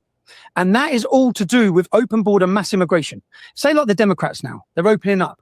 Many problems in American cities are going to come from the problems that have come from the men who they've imported and allowed in. So what do they want to do? They just hide it. And this was a mass cover-up for up until the formation of the English Defence League. They had successfully hid this for 30 to 40 years. So you can imagine the level of animosity and frustration they have with me. So that's why, and every arrest in the first 6 months was done to intimidate, scare, and silence. It didn't work. We're now fast forward. I'm arrested again on rape gangs. I've just been put in prison again. I've just come out. We're 10 days in. I was released from prison 10 days ago. I spent the last 7 months on solitary confinement for showing the public the truth. And what was that truth about? That truth, I have to be careful what I say here because I'll go straight back to jail. I'm currently under another gagging order where I was only released. I would have spent the rest of my life in prison for this film. I made a film. I'm a journalist. I made a film and they sentenced me to 18 months in prison for that film. Now, what did that film expose? That film exposed the problems from a refugee that was imported in. If people were allowed to understand the truth of what had happened in that area, they'd be looking at the government, because the public didn't want Syrian refugees brought into Great Britain, but the government, during the height of the ISIS chaos that was going on in Syria, brought in 20,000. The conservative government brought in 20,000. The problems I spoke about in the film were to do with one refugee. What about the rest? And they'd hid it. They hid this entire story. I would go into detail on this. I'm simply not allowed to. I will go straight back to jail and face 2 years if I sit and give you any details about what went on. I made a film that became the most watched film in British history, 167 million views. Silenced? Silence. I made that film. This was the Syria case where the kid watched the video, had a broken hand, the other guy comes and hits him, and you claim... I have to be careful. Even me having that discussion where you make the claim now, they'll probably bang me straight up in jail. Why though? I'm under an order. For me, so I made a film. They take me to court. I make a film. The court lawfare is used, and it's been used against me for 15 years. It's not just used against me. It's used against anyone who whistleblows or speaks out. We live in a totalitarian state in Great Britain. I don't think any Americans really understand, well, I hope you do understand, that you are the only place left in the world that has free speech. You are the only place. But the American establishment now, under Donald Trump, they know lawfare because they saw it with Russiagate. They know how coordinated the FBI worked with the media. They all combined together in order to attack. That's happened to me. Now, Donald Trump is a billionaire and he had a massive platform to highlight this. I've been fighting this as a working class kid from Luton Town. And I've managed to build my own platform even through the censorship. Remember, they censored me to a level where if you mention my name on Facebook, they delete your account. I was up there with mass terrorists and killers, my name. I've never been convicted or tried for anything to do with hate crime. I've never even had an arrest for anything to do with it. Nothing I say is hateful, it's facts. Unfortunately for them, the facts spell out the problems that they've imported into our country. Let me ask you, in regards to that case with Silence, the article says that you ended up having to pay $100,000 and $500,000 of legal fees. More than that, they bankrupted me for £1.5 million. So what they did is, a story blows up in the national news, a manufactured story. I prove it's manufactured, right? They twisted the whole story. Now, the problem is, how many stories like this are they feeding us? This story was on CNN. This story was on ABC. This story was on China News. This story was worldwide. And the story the public was fed was just lies. It was just manufactured lies. And the media blew it up. Why did they blow it up? Because it suited the open border globalist narrative of mass immigration, that the Syrian was that the refugee is the victim and the English are racist bullies. So they blow this story up. I make a video countering it, saying this isn't true. They then attack me using lawfare. They put me through the courts. They tell me to apologize. I say I'm not apologizing because I'm truthful, right? Because this is what I'm saying, and giving witness testimonies of. I'm not going to apologize. They then bankrupt me. But when they bankrupt me, I then went and wore a hidden camera. And I got the school teachers. This was about an incident at school. I got so many people on camera, they were paid not to tell the truth. So I produced all that. Yeah, you saw it. Yeah. Do you know everything you saw in that film? Not one single British journalist has reported. Most watched British documentary in history. Not one single journalist has made any report of it. Now, for the establishment, so people understand when you Google my name, if you Google my name and you look at my criminal record history, if you hadn't seen that film, Patrick, you would just read that I lied. You'd read that I lied. Because all the mainstream narrative just says that I lied and made things up. But unfortunately for them, when I made that film, I knew what that film showed. That film was a far bigger story than Tommy Robinson. It's much bigger than me. Lawfare has been used against Donald Trump, against Steve Bannon, against Alex Jones, £1 billion, against Marie Le Pen now, can't stand an election, what happened in Romania, what's happened to Geert Wilders, what's happened to Morten Messerschmidt. Any political leaders, any populist people who have stood up and made any challenges or highlighted any of the globalist narrative have come under attack with lawfare. So my film showed that, and I knew when I released it, I knew it would be prison, and prison for me could be death, because our entire prison system is controlled by Islamic jihadist gangs. I mean, public, if they... Yours. Now, yours will be soon as well. America needs to wake the hell up. They will be converting right now in every American prison. The people in control of the conversions, they will infiltrate every institution in your state, and they will turn the people against you. The first they went for in the British prison system is the black community. And they are converting blacks like that. And the same in your American system. In your prison system, they are recruiting. And I guarantee you, if you don't get a grip of it now, you'll be sitting in 10 years' time, scratching your heads as you think you've got problems with different gangs in jail. Every one of your prisons will be controlled by Islamic gangs. Like the whole of the UK prison system, every prison is controlled by Islam. Everyone. There's no defense against it. And why is there no defense? Because the prison authorities know it's happening, the government knows it's happening, but everyone's hands are tied behind their back through political correctness. You have to understand the power of that political correctness. It was that powerful that every police force, every politician, they all just went into silence. They know children are being raped across the country, but none of them would speak about it. And anyone who did speak about it lost their jobs, went to prison, got silenced, got attacked. When you're in prison, they're not allowed to hold you in solitary confinement. I believe they've tried to destroy me each time I've gone to jail. So this most recent time, I went in as a civil offender because I made, as a journalist, I made a film. And they give me an injunction. Remember, these non-disclosure agreements you saw in the film, injunctions, things like this, they're being used across the board in the West to shut everyone up, whether it be in hospitals, whether just they pay people to be silent. So you're not really getting the truth. And the mainstream media are never giving us the truth. And I can give you more examples of stories like that. But they're silencing everyone. So when I had that film, I thought, right, I didn't want to release it because I didn't want to go to jail, but I did want to release it. So I made the decision, I sat my family down and said, I have to do this. Like, I have to let the public know. And I thought, if they come for me, when that film leaked, it had 200,000 views. When they come for me first, it had 200,000 views. So I knew, I sort of made a video saying, God, send me to jail. Because I need the world to see. The world needs to see lawfare. They need to understand how it's operated. You can't just keep reading headlines on people. You can't read a headline on this person being a sexual offender or this person being that without knowing what's going on behind the scenes of that. How come every single person who speaks up all of a sudden, even you look at Russell Brand, for example. Russell Brand was the darling of the left. He spoke out against Big Pharma, and he's facing loads of prosecutions for sexual crimes. It's like across the board, anyone who tries to bring any of these conversations to the forefront is attacked. Wow. I wasn't really ready for that, but got to keep up with the news. Okay, the next thing I got is we're going to now switch to the West Bank system, the West Bank issue. Judea and Samaria is the region west of the Jordan River, which was occupied by Jordan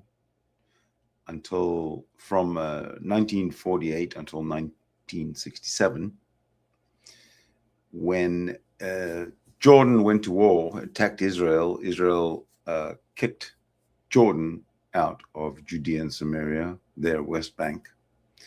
And since then, Israel, the conqueror, lays claim to all of the region of Judea and Samaria. The question is Israel closer than ever to annexing Judea and Samaria? Here's a conversation that you might enjoy.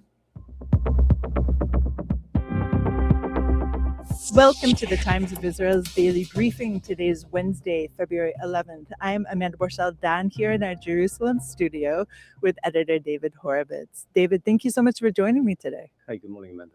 Good morning. We have quite the banquet of information to bestow upon you today. We are going to discuss our Prime Minister Benjamin Netanyahu's trip to Washington, D.C. today. We're also going to talk about phase 2 of the Trump peace process and the rumors, at least the reports, that Indonesia is set to send some 8,000 soldiers to Gaza. We are going to discuss the de facto steps towards annexation of the West Bank. And to end off with, we'll talk about the protests in Australia, greeting our president, Isaac Herzog. All of this and more when we're back. Hi, Paul Green. I'm also a journalist with the Jewish Inquirer. Okay, massive. It's the 4th largest UK Jewish publication in the UK. 4th. In the UK. Hello. Hello. Is this our genius reporter who was beaten by a blindfold killer? Let's get out. Yes, what do you want? It's April Fool's Day next week, and I wanted to come up with a totally ridiculous story. Well, why don't you just publish what you normally do? What do you mean?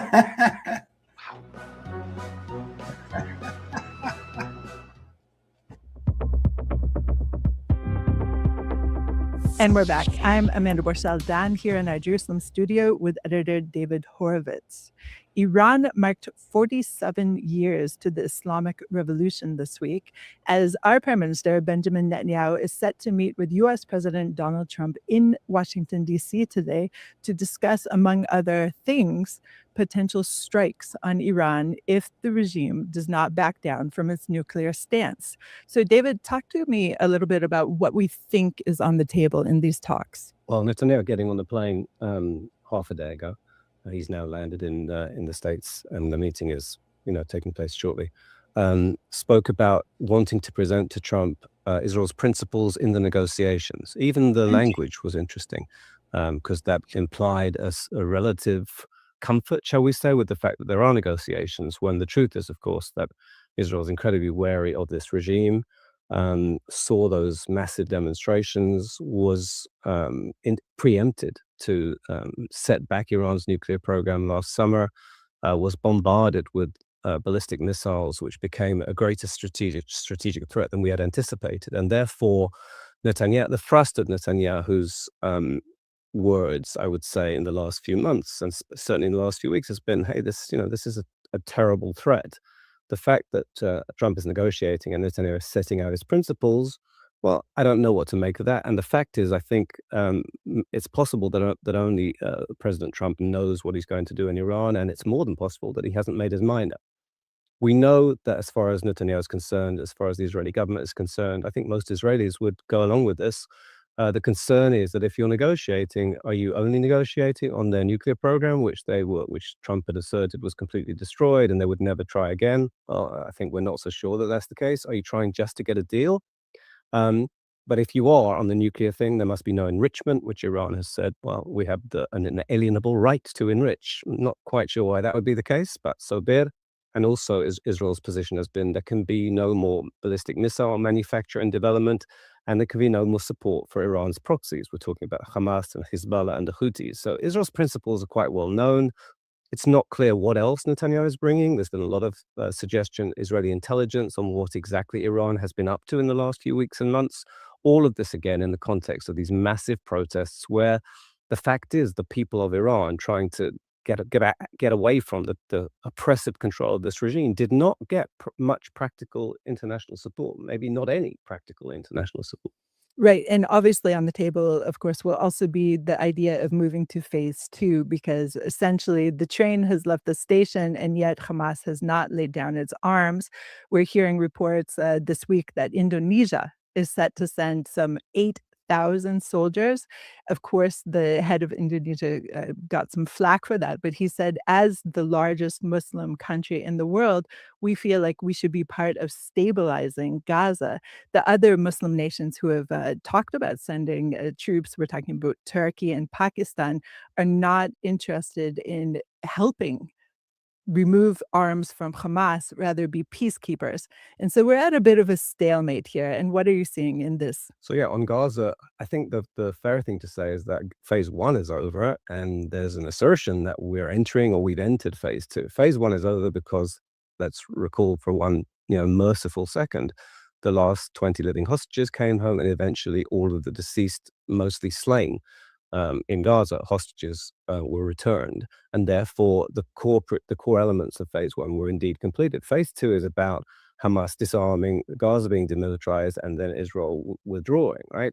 Hamas, we've had things like Musa al-Marzouk, a senior Hamas official, saying, well, we've actually never been asked to disarm. And then we've had more recently Khaled Mashal, a former leader of Hamas, saying we're not going to disarm. We're hearing reports that whatever America is trying to broker in phase 2 might involve Hamas keeping some of its small arms. That's something we reported a while ago. You say that Pakistan and Qatar and Turkey aren't going to risk their lives and they're not really going to take on Hamas. They wouldn't mind being peacekeepers. These are, certainly where Qatar and Turkey are concerned, these are pro-Hamas entities, anti-Israel entities. So it's a really problematic situation building up in Gaza. The Rafah crossing is kind of open, but not really. Very few people going in and out. Lots of, I would say, contradictions between what Israel, under the government, widely supported on this, wanted to see happening in post-war Gaza and what's actually happening. There was supposed to be no real Hamas, right? Hamas was supposed to be disarmed, marginalized, sidelines. Well, Hamas controls half of Gaza. Doesn't look like it's going anywhere. The Palestinian Authority, which Netanyahu was adamant could have no role in post-war Gaza, and therefore made it much harder to get any kind of meaningful international presence, certainly Arab presence, that might have been prepared to try to keep Hamas marginalized, while the Palestinian Authority is there. It's running the Rafah crossing. It's issuing, little stamps to people coming in with the PA symbol, which has, Palestine at the bottom, State of Palestine authorization from a PA. That Israel this government, and again, a lot of Israelis, I would say, opposes Palestinian statehood, certainly unilaterally, certainly after October the 7th. Some of these things are playing out. So not only does Israel oppose a Palestinian state, but recently this week, the Security Cabinet took what appears to me steps to prevent a Palestinian state, at least in the West Bank. And I'm talking about these measures that are making the registration of Jewish land ownership in the West Bank much more simple. As it stands today, we're hearkening at least to some Jordanian era legislation, which means that no Jew or non-Muslim can purchase property in the West Bank. And so the purchasing of property is done through these, one might call it a shell company or different organizations that are able to, in a way, lease the land to Jews who live out there. So these steps, including the land registration and also more oversight over archaeology, over water, over trash burning, things of that nature. This is something that on Sunday was announced by the Security Cabinet that Israel is taking on, not only in Area C, which Israel basically controls, but also in areas A and B. So, David, what do you make of these steps? Yeah, A and B, where the PA either has full or partial control. So yeah, the Minister Eli Cohen yesterday, I think, described the steps that were being taken as de facto annexation, and that's deeply sought, shall we say, by many senior ministers in the current coalition, parties in the current coalition. That's what much of the coalition wants to do, and apparently a decision very broadly along those lines was taken. This is not supported across the board in Israel by any means. If Israel is essentially becoming sovereign in the West Bank, and that's not quite happening yet, but that's the direction, well, then what happens demographically? In other words, if Israel sees itself as sovereign between the Jordan River and the Mediterranean Sea, then it loses the Jewish majority, or it's very close to losing. It probably loses at this stage. Is that what Israel wants? Is that a clear-headed decision? Or is it going to deprive non-Jewish residents of some of those areas, at least some kind of equality, and therefore we're going to damage our democracy? If we're, you can't have all the territory between the river and the sea without losing the Jewish majority in that area, and without impacting, damaging your democracy. It's a massive decision, and there's something that was done here with very limited preparation, very limited oversight, not entirely clear what's going on. I would add as well, there's a great many people in the coalition who would like to annex Gaza. And on both of those, on Gaza and on the West Bank, this puts Israel at odds with this incredibly supportive Trump administration. The Trump administration, I think 2 days ago, came out pretty strongly against, we're reminding you, we don't want you to annex the West Bank. And then Trump himself yesterday, in an interview with an Israeli correspondent, said, we oppose annexation. That's not where we are right now. So it's quite striking that the government has been prepared to move ahead, not entirely clearly with what practical significance right away, in defiance of the Trump administration. And we've been through this before. This happened 6 years ago at the time of the first Trump administration. So there's a kind of replay going on here with the same conflict and disagreement. Right. And what's different here is, of course, the very, official steps that are being taken. Whereas in the first Trump administration, there was so much buzz of annexation, but to the best of my knowledge, there was no actual legislation that was passed. The steps were much more ephemeral, and yet now it's not just happening in the Knesset, but of course, if you drive through the West Bank at any point, you'll see dozens of new little farms, and these farms include grazing animals, which are just taking over the territory, facts on the ground, as they say. And so this combination of facts on the ground and what was announced on Sunday, and honestly, as an archaeology buff, part of me says, well, fantastic, these archaeological sites, which are from the biblical period in the West Bank, we have all the sites that are, still visible today from, the times of our forefathers. And so part of me says, wow, finally they will be protected. But the other part of me is saying, okay, so this is step one. What's step two? What's step three? And as you said, if you're not willing to give citizenship or some kind of rights to the Palestinians living in this territory, then what happens with democracy? On the other hand, David, I always think about how at the beginning of the state, not all Israeli Arabs or Arabs who are now Israeli were given citizenship. There were several decades until it was rolled out. And can you even imagine some kind of process like this for the Palestinians in the West Bank? I mean, the first thing to say is, of course, this is the biblical Judea Samaria. This is the heartland of Jewish history. This is central to the logic and our claims to be here. On the other hand, if you make sovereign, if you say Israel is actually everywhere between the Jordan River and the Mediterranean Sea, you are dooming Israel as both this kind of extraordinary achievement that Israel has managed to be a majority Jewish state, the only majority Jewish state on the planet, which a lot of people uniquely and anti-Semitically have a strong objection to. So a Jewish majority state we've managed, and a democracy. If Israel over time it doesn't change the basic equation, what you're asking me. If Israel over time decides, yes, we are going to give millions of Palestinians, many of whom loathe us in the West Bank and Gaza, citizenship in this expanded country, then you've lost your Jewish state. Why would you want to do that? So it's not that, when you look at the three things, a Jewish majority state, a democracy, and a bigger state, it's not like most Israeli Jews want all three. But you can't have all three. There's no practical way to have all three. Though, of course, the Haredim are doing their part. Let's go to a short break. You're essentially, I think, the only opposition leader who says clearly, yes, after the elections, we should form a coalition together with Arab parties like Ra'am. Other opposition leaders say explicitly that this won't happen. Their argument is that after October 7th, it's just impossible to form a coalition with a non-Zionist Arab party. Could you explain your position? I think that we must replace the current coalition, the current government, as soon as possible. If in order to get the 61 mandates which are needed to forge a new coalition, so what's the problem sitting with Mansour Abbas? Mansour Abbas is a leader that totally accepted the following principle. Israel is a Jewish state and at the same time, free, democratic, and egalitarian state. So I have no problem to sit with him. If you accept, the very basic nature of Israel, I can understand, the method or, the policy of Lieberman or Bennett. All right, they want to bring, more and more voters from the right. All right, I can understand it. You need that in order to do not accept win. it, but I can understand it. But I truly don't understand why Eisenkot and Lapid refuse to accept, my own very natural, very simple principle. All right, we must replace this government. And I just wonder, let's assume that we get, alone, without an Arab party, only 58 mandates. So what is next?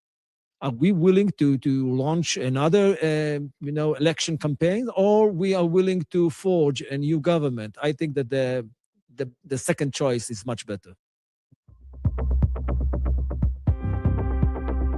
And we're back. I'm Amanda Borchel, down here in our Jerusalem studio with David Horowitz, our editor.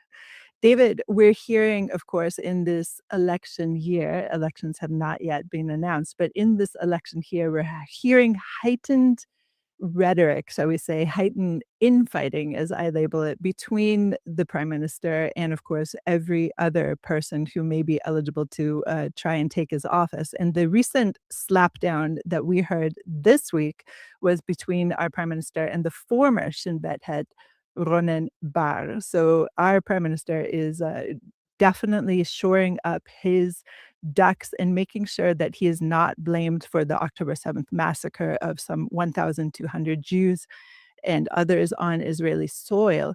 And so as part of this, he really lashed out at Ronen Bar. And do you see that this was prompted by anything? Well, the bottom line, I suppose, at the beginning is the worst thing happened in modern Israeli history on October the 7th, and Netanyahu was the prime minister and had been prime minister for as long as you can remember, with an exception of 18 months in the 14 years prior to October the 7th, right? So something like 13 years of the 14 years. So if anyone has prime responsibility, first of all, you're the prime minister, the buck stops with you. And almost uniquely, in terms of security chiefs, in terms of even the defense minister of the day, almost everybody has gone who was in office in senior positions on that day, including Ronen Bar, the head of the Shin Bet, and Netanyahu has not. And Netanyahu has not accepted personal responsibility. And Netanyahu has refused steadfastly to authorize a state commission of inquiry, which is uniquely empowered to get to the bottom of what went wrong. Instead, he's basically doing everything he can to duck blame and distance himself from responsibility and deflect blame. And in the context of elections, that's very important. If you can persuade an increasing proportion of the Israeli public that everybody else was to blame and you won't, you've got a better chance of being reelected. And in the last few days, he has indeed, on a couple of occasions, turned his attention to the head of the Shin Bet, who's no longer in office, Ronen Bar. First of all, he accused him of falsifying protocols and suggesting that where Ronen Bar claimed that he had alerted the prime minister to what was going on just before the Hamas invasion, that was because Bar, according to Netanyahu, had amended the protocols. There's no reason to believe that that is the case. And then he retweeted something about Barr in the wake of or immediate aftermath of the invasion, positioning himself as the de facto prime minister. I mean, it's fairly transparent and not hugely credible. It comes after a few days after Netanyahu released his responses to a state controller inquiry into October the 7th, in which he basically cherry-picked security cabinet protocols, which he uniquely has the authority to redact, release, do what he wants with, right? And since then, there's been a sort of flurry of other leaks of other material, which depict what he tried to show as his, blamelessness in a very different light. So that this is indeed playing out in the context of elections. And it's, never mind where you are on the spectrum. I think that the key point to make is that you need a proper inquiry. It will show that Netanyahu was entirely blameless, that there was a deliberate effort to keep him away from the information he needed, or it will show the opposite or somewhere in between. He's kind of, with the sort of selective release of material, he's undermining his own claim that a state inquiry would be a bad thing. Because basically what he's saying is there are conflicting narratives, one of which he is most energetically peddling. So we need an independent inquiry to work out what went wrong. Also, and David, crucially, to ensure that it doesn't happen again. I mean, we can see stuff playing out in Gaza. We've talked about it just today. That is not ideal. If there had been a thorough investigation, might some of the mistakes that seem to be being made right now have been avoided? I couldn't agree with you more about the need for a state commission of inquiry. In the meantime, just stepping back and looking at the master chess player Netanyahu and the aftermath of all of these claims, you hear, of course, opposition leader Yair Lapid weighing in, and you hear Gallant weighing in. And in my opinion, again, in the context of an election year, all of their protesting is just falling into this big pit of a trap that Netanyahu has laid for them. And so obviously, at its heart, we need this state commission of inquiry. However, do you not just, marvel at Netanyahu's strategic layout of these claims? I wouldn't put it like that, because I think it's so cynical and I think it's so potentially damaging for Israel. This is such a riven country, and the prime minister is at the heart of the divide. He fuels and foments the divide in Israel. There have been extraordinary achievements since October the 7th. And if we wish to say, as I do, that prime blame sits with Netanyahu for October the 7th, then credit the things that have happened since sit with him as well. But he is such a divisive figure. This country is being ripped apart. We didn't talk about it today, but we talk about it often. This legislation that is going to go through, not going to go through, but this tremendous effort by the coalition to continue to exclude the ultra-Orthodox community from military service, national service, is tearing this country apart. And it's so unfair to the people who carry the burden. Why is Netanyahu pushing for this? Because otherwise he has no coalition. That is sacrificing the profound interests of the country, right? That is tearing the country apart because of narrow political needs. Go back to the country again, by all means. You could have held elections, didn't want to hold elections, has to hold elections this year. So, I wouldn't put it quite the way you've put it. I'm not saying the opposition is doing a terribly good job. I don't know what the opposition would do in office. I think it's quite interesting that the defense minister of the day, Yoav Gallant, has been so, he's still in the Likud. I don't think he's going to get reelected because he's challenging the leader. He's basically said Netanyahu is lying. This is not what happened. I was there all the time. Right. That's a pretty serious series of responses from Gallant, shall we say. Let's turn to Australia now, and our president, Isaac Herzog, is continuing his tour. Today, I believe he is in Canberra still, and tomorrow he's meant to head to Melbourne. Every step of the way, he's being met with protest. In Sydney, of course, they were the most violent. And David, let's talk about why this is happening, in your opinion. Well, I don't know, because there are some really bad people out there, and it's just mind-blowing. I want to come on to Britain at the end of this answer, because there's some of the same processes going on there, and really indescribably terrible. You had 15 people killed at a Hanukkah party on Bondi Beach, right?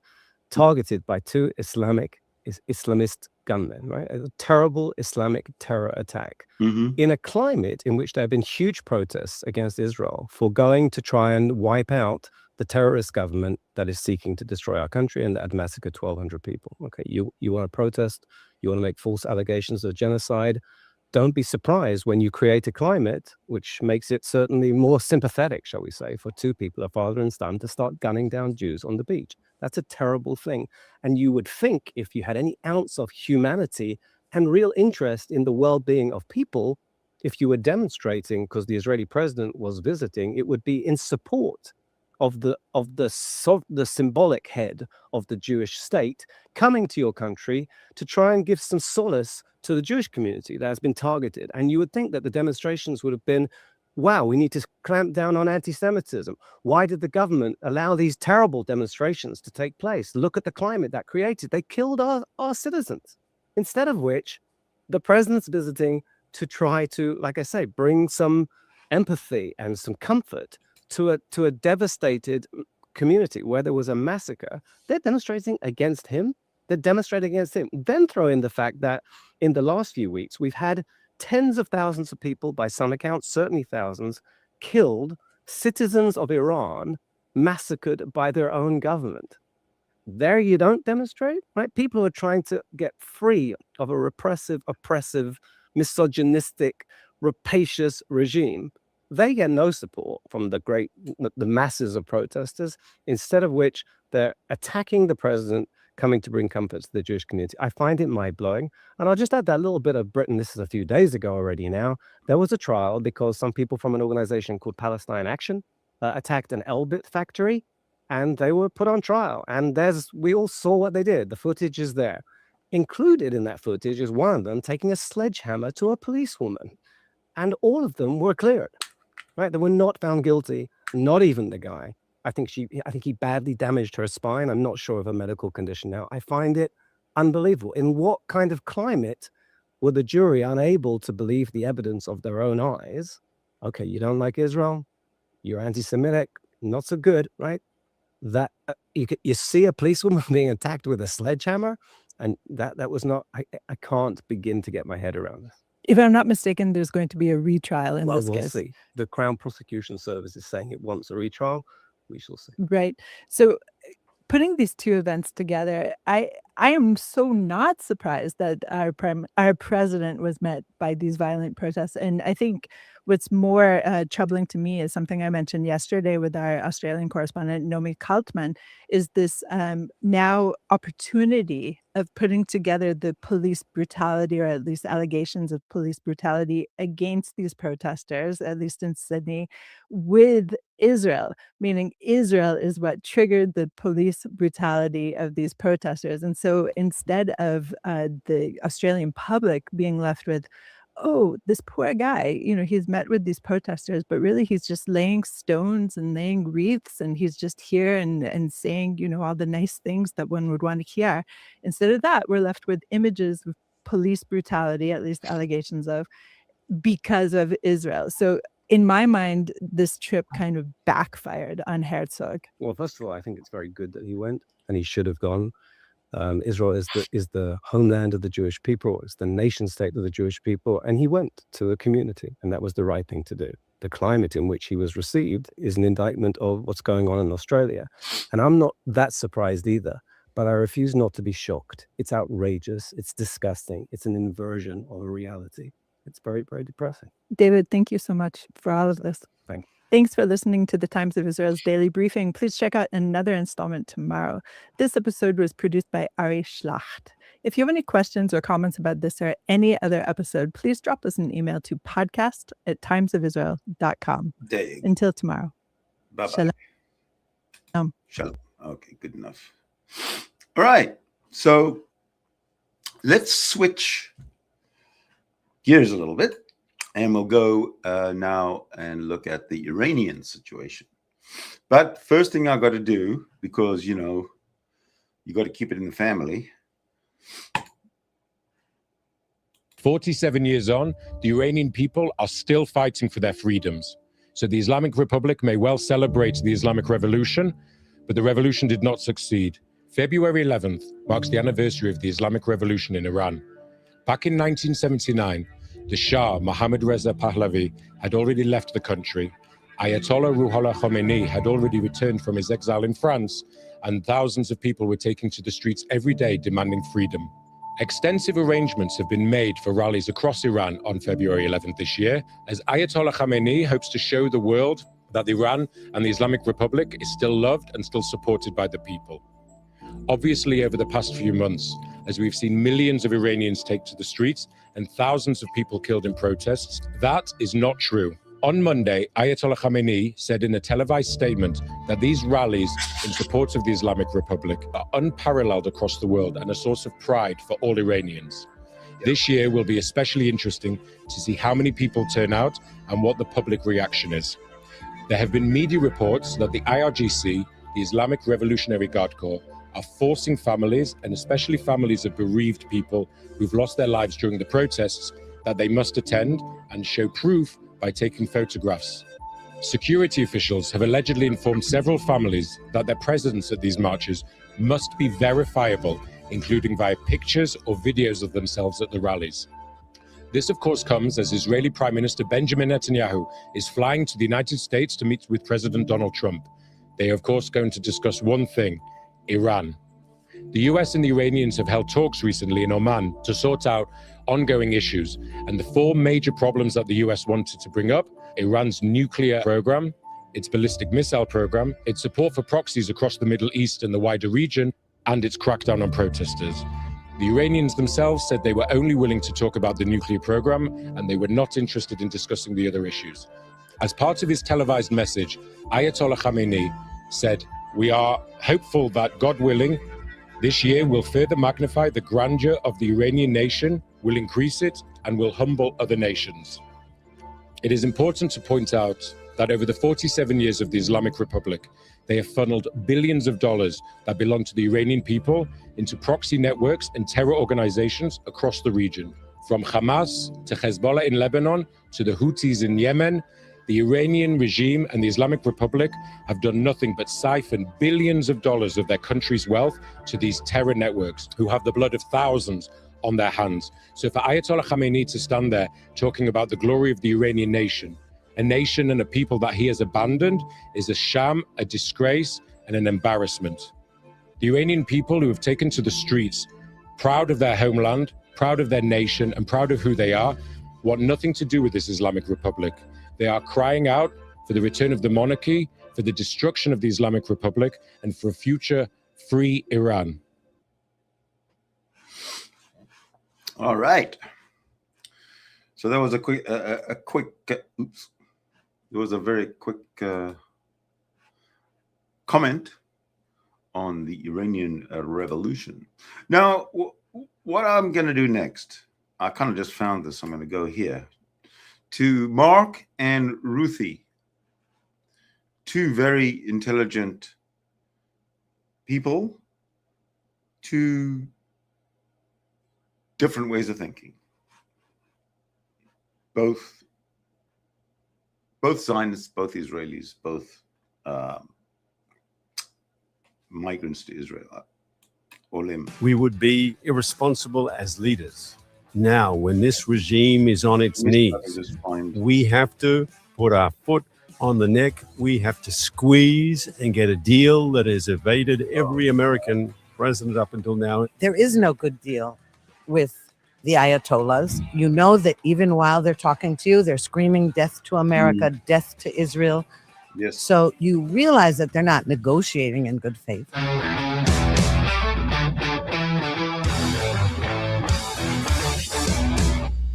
All right, so you got Mark Regev and Ruthie Bloom going, talking about the Iranian situation. And we're going to find out what really happened behind closed doors, because that's what I want to know. Shalom and welcome to another episode of Israel Undiplomatic. I'm Mark Regev, and I'm here as per usual with my co-host Ruthie Bloom, and we are speaking to you today on February the 11th, on the day that Trump is meeting Netanyahu at the White House. I think it's their 7th meeting since since Trump returned to office for his second term. And I think no foreign leader has had as much Trump time, presidential time, since this administration started its second term. Ruthie, what do you think is going on? First of all, I just want to make one correction. It's actually their 8th meeting. Oh. 7 in the United States and 1 when President Trump came to Israel. It's unprecedented. You're absolutely right. Now, that meeting, everybody has been for the last few days analyzing what are they going to talk about and why is Netanyahu, why did he fly there suddenly when he was scheduled to be there next week anyway. Before we get to that discussion, let's hear what President Trump had to say to Larry Kudlow on Fox News Business yesterday. Do you think a deal with Iran with this current regime would ever really stick? I don't know. I mean, I don't know. I know one thing. They want to make a deal. They wouldn't talk to anybody else, but they're talking to me. But, you know, it's a good question. A lot of people say no. And I would say that I'd rather make a deal. It's got to be a good deal. No nuclear weapons, no missiles, no this, no that, all the different things that you want. But some people worry that they've been very dishonest with us over the years, right? Very dishonest. Obama and Biden, what they did in terms of creating a monster with Iran was terrible. That Iran nuclear deal was one of the dumbest deals I've ever seen. Ruthie, I mean, the meeting is today, but this gives me hope. And I know what we said last week, you're against any deal.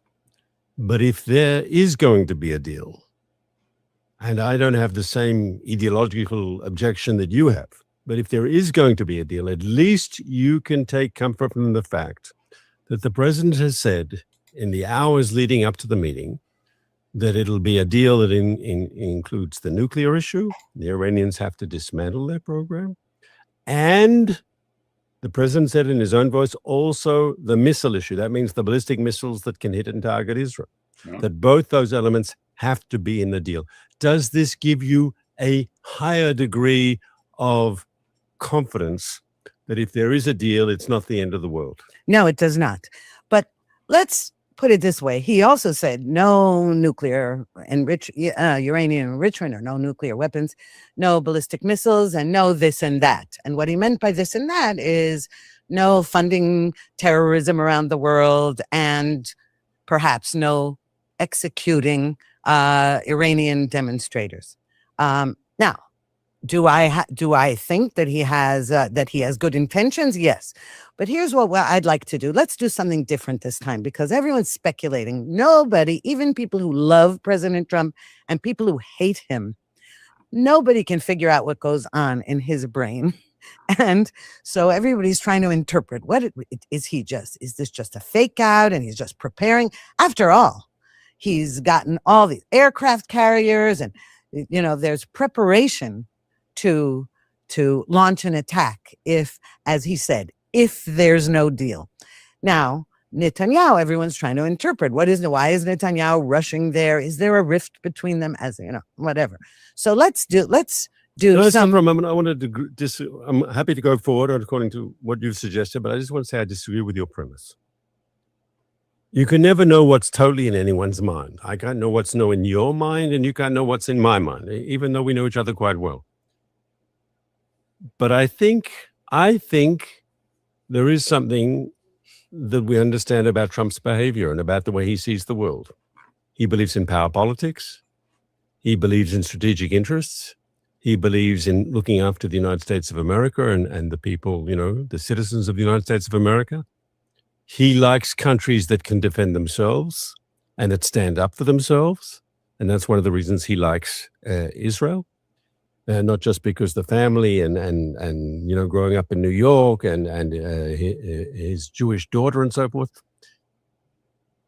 I think Trump, and we've said it on this program before, Trump is not Obama. He's not one of these, you know, liberal doves, you know, war is always the last resort and I don't want to, you know, risk armed conflict. He's not afraid to use military force. On the other hand, and we've said it, he's not a neocon either. He's not a nation builder.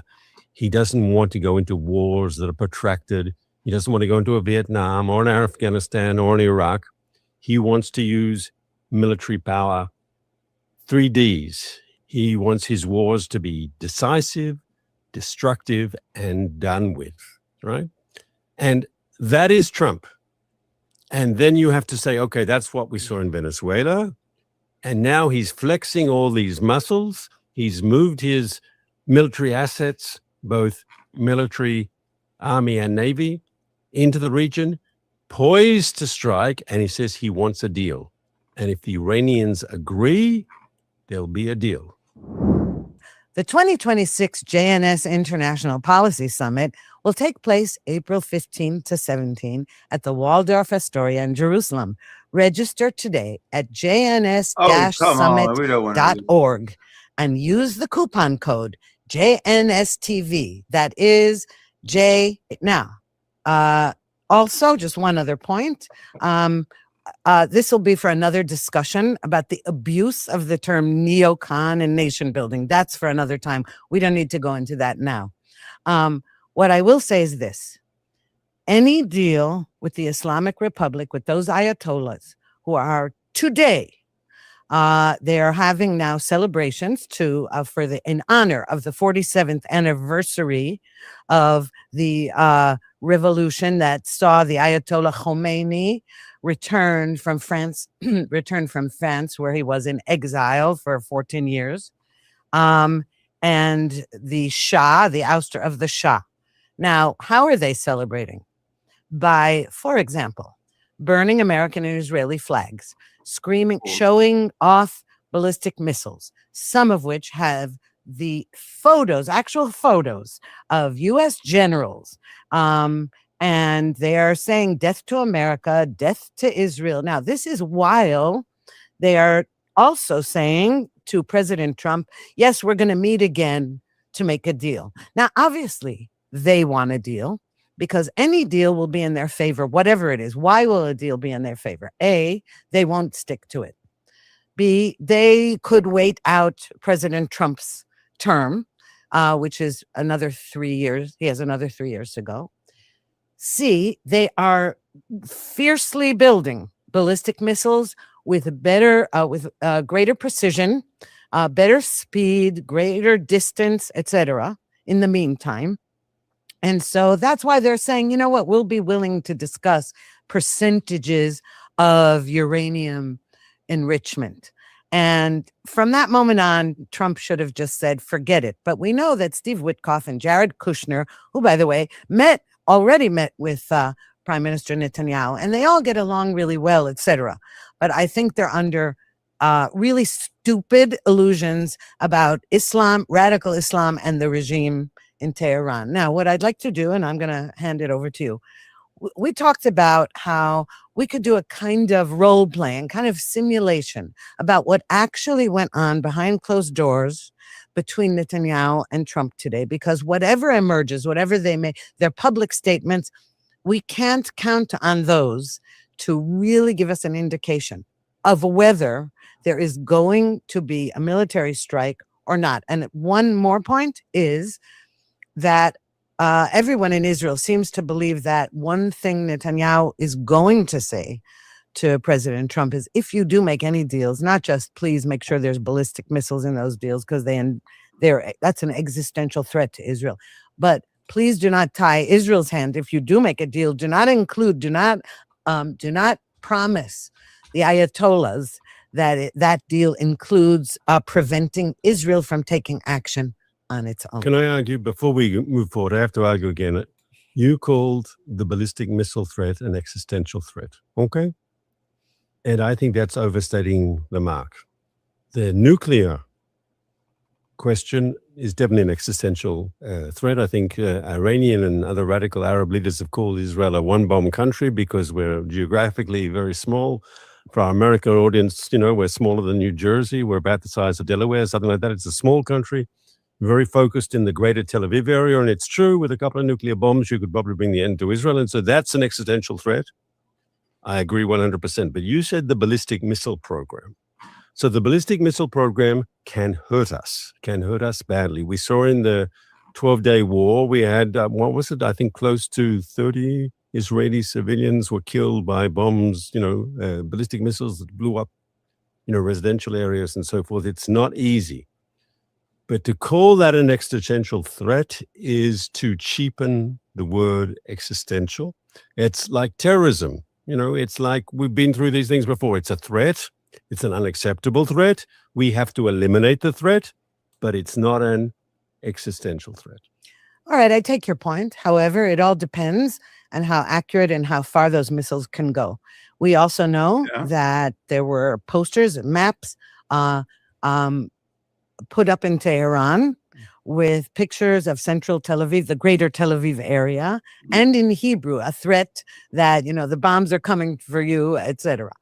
Now, as I said, let's sort of do some role playing, okay? Because you being the diplomat and me being the non-diplomat, I'd like to say, now I know that, by the way, Prime Minister Netanyahu is also very diplomatic.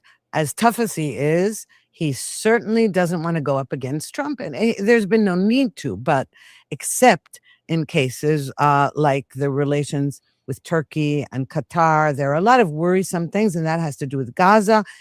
Before he left, before he got on the airplane to go to Washington, he did say, that what he's going to talk about includes Gaza and other, the Board of Peace, regional issues, but that Iran is really, we know Iran's the head of the octopus. So here's what I'm going to say. Imagine the following conversation where Netanyahu delicately and with great respect, okay, not to say, will say to him, President, Mr. President, with all due respect, there is no good deal with the Ayatollahs. They won't uphold a deal. And as you pointed out, that Obama and Biden, they did a lot of damage, and Obama in particular. And the reason is not because the deal was bad by itself, but because they are not, that their interest is regional and global hegemony. And that, and that's through their proxies, etc. You know that even while they're talking to you, they're screaming death to America, death to Israel. So you realize that they're not negotiating in good faith, and you can't trust them. You yourself said so when you ripped up the deal. And nobody likes war. But sometimes, as we saw in World War II, as we saw after October 7th, sometimes there is absolutely no choice. And after all, you did promise the Iranian people that help is on the way, and they don't think that means a deal. So first of all, I don't think Netanyahu will say that last sentence. I think that's too much for an Israeli prime minister to say to an American president. Yeah. So let's leave that part out of it. I don't think that's realistic. On the other part, I think Trump would probably answer something like this. He'd say, we have a military option. I've moved those assets into the region. I'm locked and loaded, as they'd say in the infantry. Yeah, I'm ready to go. And the Iranians know I'm ready to go. But Bibi, he'd say to his friend, right? We have the military option, but the military option, you know how these things start. You never know how they turn out. You don't ever know exactly what's going to happen. Oh, yeah. The Iranians are under immense pressure today. They've just gone through all this internal trouble from their perspective.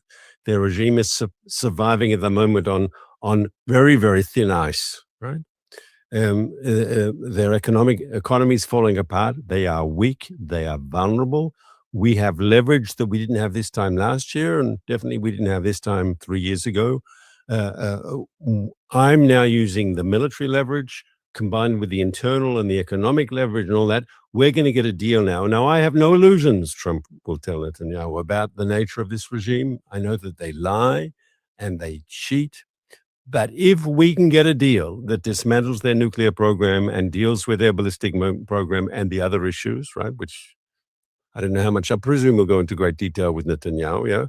This is a unique responsibility because both you, Bibi, and I know that the military option is there, but it's not a clean finish all one-off and it's all over, right? We know that a military option has all sorts of variables and we can never be sure. You start something and you're never sure which way it goes and what price you're going to pay. If it's possible to get a deal, because we've got a gun pointed at their temple, yes?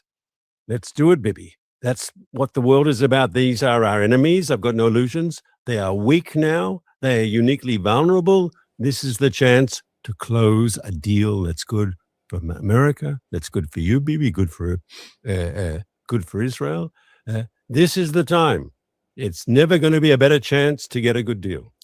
But, Mr. President, as you know, being a famous deal maker, that the time to make a deal with people is not when they're at their weak point. That's the point at which they should be begging to stay alive, basically, not to make a deal. They are at their weak point precisely.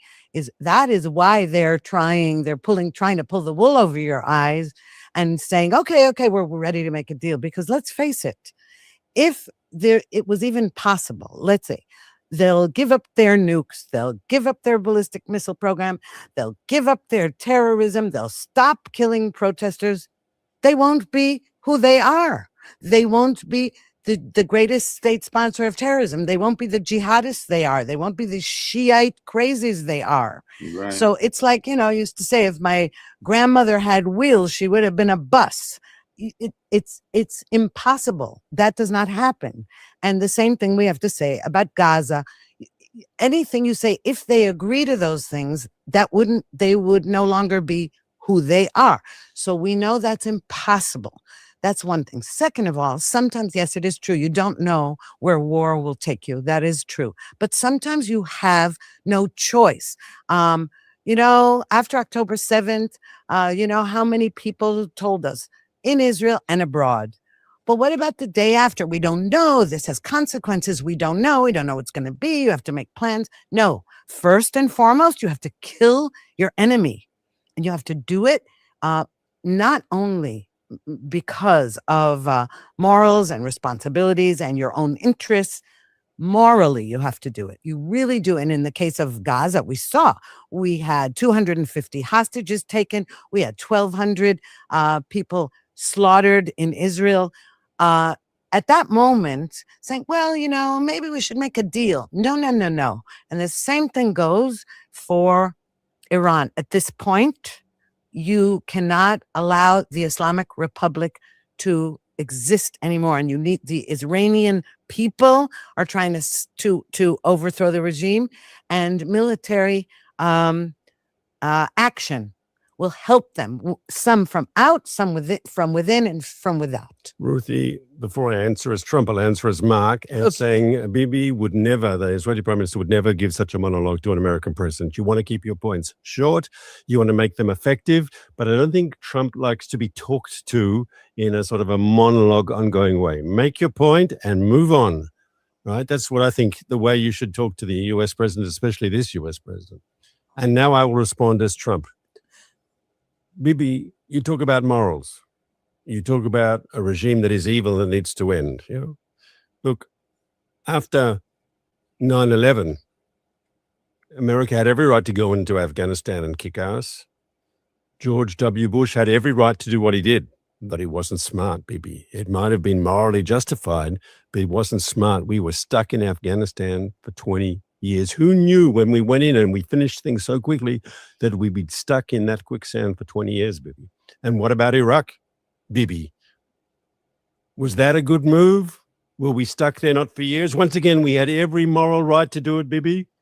But America was saying, I'm telling you, the American people will go to war if they feel there's no choice. The American people will protect their country, will protect their national interests. We will fight our enemies. But if it's possible to get a deal with the Iranians, and I want to tell you something. If the Iranians don't agree to this deal that I've put on the table, if they don't agree to dismantle their nuclear program, if they don't agree to move on the ballistic missile issue, the American people will support me if I have to pull the trigger. They'll support it because they'll know that I've gone through every available diplomatic path beforehand. Yes. But without that, to make the mistake that George W. did, I'm not going to make that mistake, Bibi. Excuse me, you mentioned Iraq? Excuse me, sir. It's the president just speaking to you. Okay. You mentioned Iraq. Israel said all along not to go to Iraq. It was Iran. Israel said all along that Iraq was the wrong target. And all those people saying, the Iraq war was due to Israel. No. Iran. Israel said all along, Iran.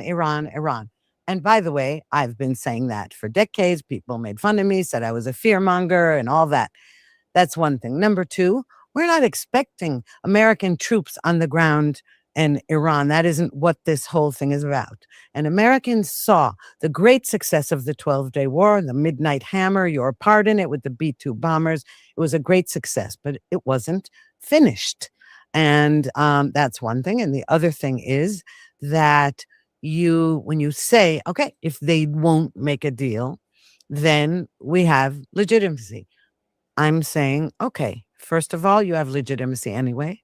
And by the way, Mark, when you said to me, Prime Minister Netanyahu wouldn't speak to Trump that way.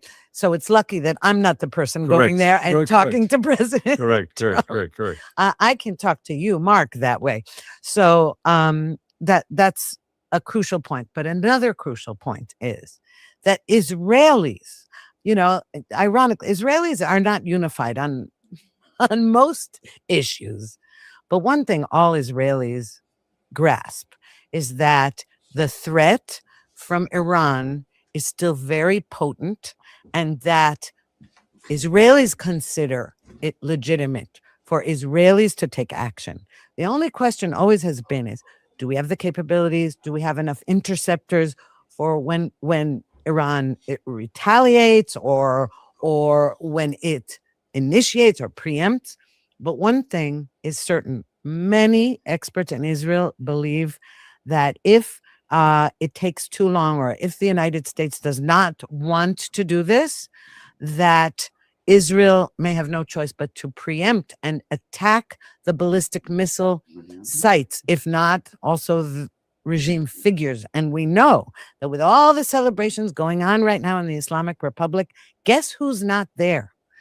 Ayatollah Ali Khamenei, who is in his bunker. Can I answer you, Prime Minister, and say the following? You said quite correctly that my Midnight Hammer operation was a great success. But to be frank, it was a great success because it was a surgical strike with a specific goal, and that is to destroy specific Iranian nuclear targets. But specific Iranian nuclear installations were eliminated, obliterated in Midnight Hammer. The job was done, and it was over in a matter of hours. When you're talking about regime change and bringing down a government, it's, Bibi, you've been in war, it's a much more wide goal. It's a much more difficult goal. Now, I think if we want this conversation to be productive, I've told you already that my preference is for a deal, a good deal, not a bad deal. I'm not going to make the same mistakes Obama did. I'm not going to make the same mistakes Biden did. I want a deal that will be a good deal for the United States, and I believe a good deal for Israel too. Tell me, Bibi, what you need for that to be a good deal, because you can talk to me till tomorrow about you don't like this deal, but there's going to be a deal if the Iranians agree. Now, I spoke this morning to Jared and to Steve. They were with you yesterday. They said, you said no lifting of sanctions until the Iranians actually implement. In other words, nothing to do with signing the deal. Lifting of sanctions will only happen when they've actually started to destroy their remaining nuclear infrastructure. I agree with that. We'll make it linked. In other words, for smiling and signing, they get nothing. It'll be a phased process based on implementation. Secondly, you say you want to reserve the right to act independently to protect. I accept that. I accept that principle, and we'll say that publicly. Third point, ballistic missiles, part of the deal. It has to be part of the deal. And once again, sanctions limitation, lifting the sanctions will only be according to implementation. Is there anything else that you need that I can put in this deal? But if there's going to be a deal, the only one who can prevent this deal from happening is the Iranians. If they're stupid, if they're not willing to negotiate seriously, if they're not willing to agree to an agreement, then there'll be war. And then I will know, and the American people will know, that there was no choice. All right, that's an excellent point. I will say this. You're absolutely right. If Netanyahu right now, that absolutely it's key to say that you can't tie Israel's hand in the event that this doesn't work out. Second of all, I wasn't saying that you need to attack for regime change. That's for the Iranian people to do. was saying you need to attack the ballistic missile sites, the uranium enrichment sites, the heads of the Revolutionary Guards and the Basij and the Ayatollahs to target. You do targeted strikes. It isn't America's job to institute regime change in another country. No way. That's absolutely not what we believe or what's possible or what Americans, and it's certainly not what America first means. What it means is you enable the Iranian people to get out from under the people gunning them down, and in order for them to be emboldened and to do it themselves. That's the point of this. In any case, again, good luck. I don't believe that there is such a thing as a good faith deal with the Iranians and with the Ayatollahs, not with the Iranians. I think that, again, they're not going to change their stripes. And if they did, they wouldn't be an Islamist regime. So the only question is whether or how much coordination the White House and Jerusalem, how much coordination will we have? How much notice do you need and do we need and who's going to strike first? Do we have to wait to be attacked by Iran in order to act?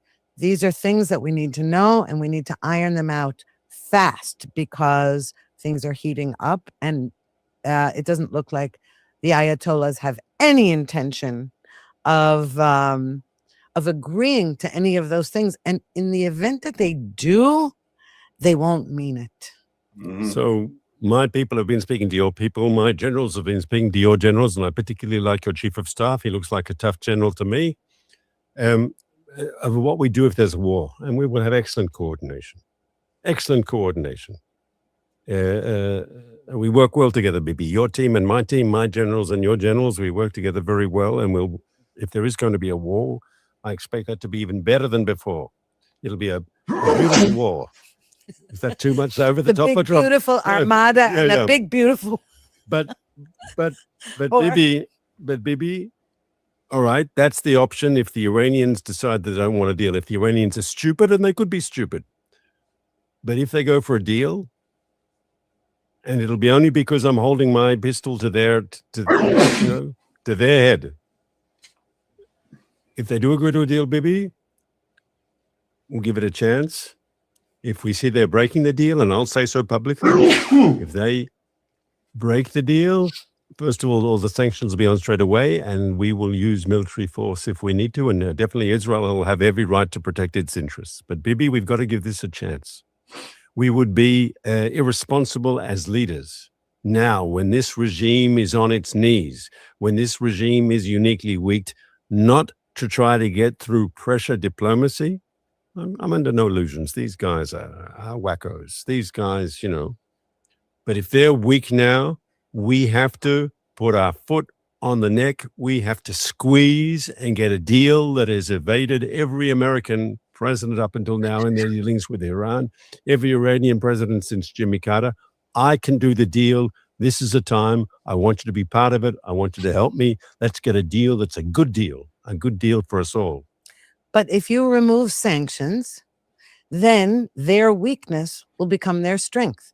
You're going to infuse money. They'll have more money with which to build up all their nuclear plants again and full speed ahead on their ballistic missiles. And you say, no, but then if they do that, their money stops. Yes, but look at past behavior. They wouldn't let inspectors in any of the sites. How do we That's monitor because that? Obama and Biden were weak leaders. They know.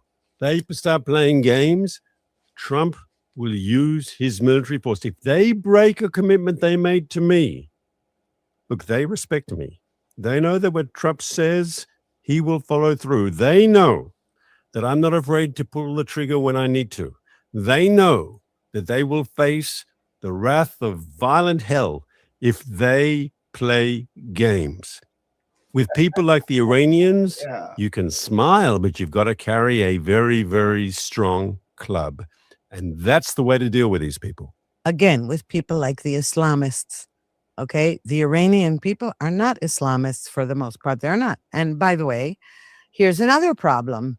We know now that China and Russia, but particularly China, has been supplying Iran with all the technology that enables China to keep its people in the dark in terms of the internet and communications with the outside world. And that largely helped the Ayatollahs black out the internet as much as possible. Even when Elon Musk provided Starlink, it was very sketchy.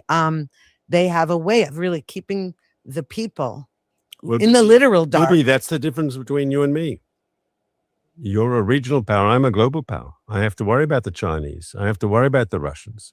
I want to take the Iranians out of the fire, to neutralize them, to make sure that they're not a threat, so I can focus on America's real threats. I'm not denying that the Iranians are a threat, but the Iranians are a middle-sized power. The Chinese and the Russians, they've got nukes. They're serious contenders. I want to take Iran out of this. And precisely because I'm worried about China and I'm worried about Russia, that's the reason I need to do this deal, Bibi. But doesn't that contradict your vow to the Iranian people that help is on the way? What is the meaning of that? I said Doesn't before matter. that there's no way the Israeli there's- prime minister is going to raise. Doesn't that issue matter, that okay? way.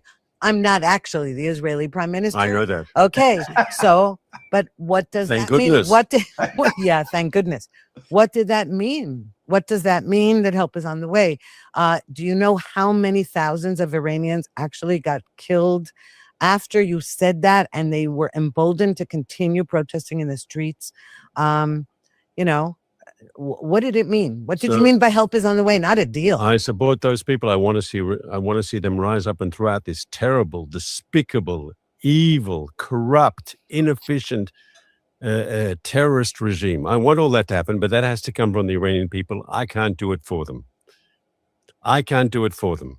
Now, if we can get this deal, which will weaken the Iranian regime, which will tie its hands, maybe that will also help the regime change in the long term. At least there's a possibility of that. Just as targeted strikes against the besieged, against the Revolutionary Guards, against infrastructure projects, against the Supreme Leader, no one knows how that turns out either. It's not like there's a golden path and there's a path full of, terrible risks, right? Both paths are risky. I'm the president. I was elected to protect the people of the United States. I think this deal limits the risks and offers gains. Once again, in any negotiation, Bibi, you've done a lot of political negotiations, Bibi. I've done business negotiations. When the person you're negotiating is weak, you exploit that and you get the best deal that is possible. Okay, well, listen, Mark, we're coming to the end of our podcast. No, we're no longer role playing. We're back to being Martha and Ruth. We're back to being Mark and Ruthie because you seem to think that I did a terrible job of playing Netanyahu. How was I playing Trump, though? Pretty good. Although a little more articulate than Trump tends to be. I'm not sure how Netanyahu would take if Netanyahu saw me and he'd say, I don't think you did a good job. I wouldn't talk to President Trump that way. But I will say one thing. Part of this had to do with our interpretation of what is actually, what is being said without being said, or what the meaning, we don't know what went on behind closed doors, regardless of public statements.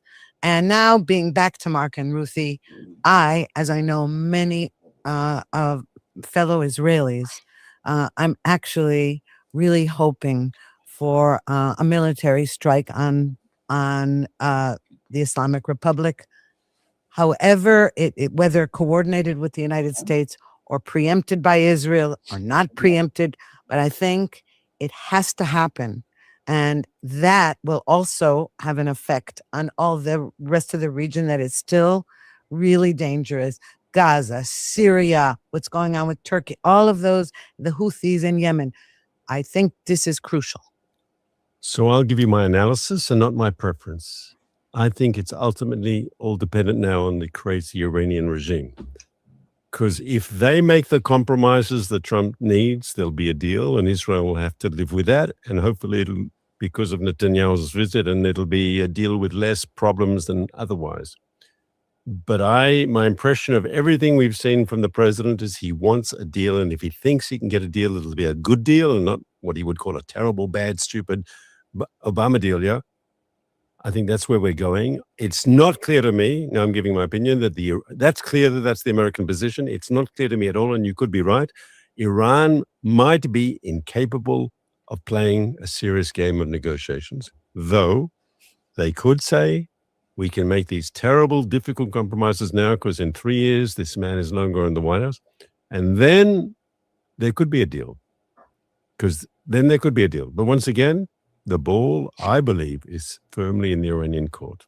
Okay, well, I think that that's a shame that the ball is in the Iranian court. I think it should be in Israel's court. But that's for another discussion.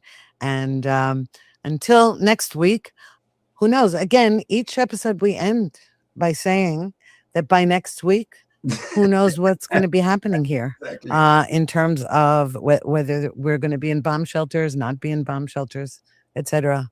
Yeah. So, Ruthie, we will wait and see. But it was a pleasure talking to you as the Israeli Prime Minister. Well, it was great to be able to talk to President Trump as well. Until next time. All right, that was pretty good. So let's jump straight to the live stream of Goldie and I promise you that we will never forgive the while we're on the subject of Iran. Forget the UN for this. I promise you that we will remember this forever. Ooh. And I promise you that we will last and the UN won't. You know that Iran was actually, I think, like one of the first like founding members of the UN as well. Iran was involved from the beginning under the Shah. Iran. You want to get down? Okay. You have made yourself irrelevant. I already consider them irrelevant, given that they have. By the way, Goldie, did you know the United Nations has more declarations against Israel than all the other countries combined? Like they have more declarations against Israel than Russia, North Korea, the Islamic Republic, and the CCP combined. Yeah. Why is the United States funding them while they are just an anti-Israeli institution? Israel is the main ally of the United States. You're funding an organization that is its main job is to attack Israel. Why are American taxpayers funding this? Sick. Absolutely sick. Absolutely sick and disgusting. Jeez. So it doesn't look like much is happening in Iran if all they can show is Okay. Armin, before you go, let's go over the list of rallies. Okay, let's watch this. And then sometimes sometimes. Whoa! Do you see that? But thank you for executions continue. Current estimate over 90,000 deaths. Trump must be planning something. Helping us. You listen, it's okay. There's absolutely nothing weak about that. If anything, you're demonstrating to people that you are a human being, and you know you have empathy and you show emotion and you're normal. So if anything, I would be like more worried or more concerned if, like, you know, you saw that and you didn't react to it, like it had no impact on you, right? So these guys are pissed off about the head of the United Nations congratulating the Islamic terrorists on their revolution, and it's sick. You're right. It's a happy. It's sort of, you know, it is a happy, sick. but it made me emotional. No, okay. I think it's this one. Okay, all right. I'm pretty much done for this episode, folks. Thanks for watching. Thank you for watching. Thank you so much for watching. There it goes.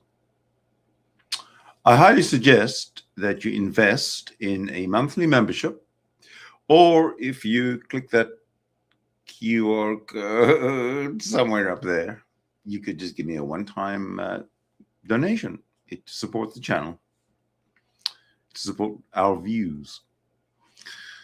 Okay. I will see you soon. I hope. I am sure we will. What are we going to be talking about? I'm not sure. It depends what pops up. Okay? Stay notified.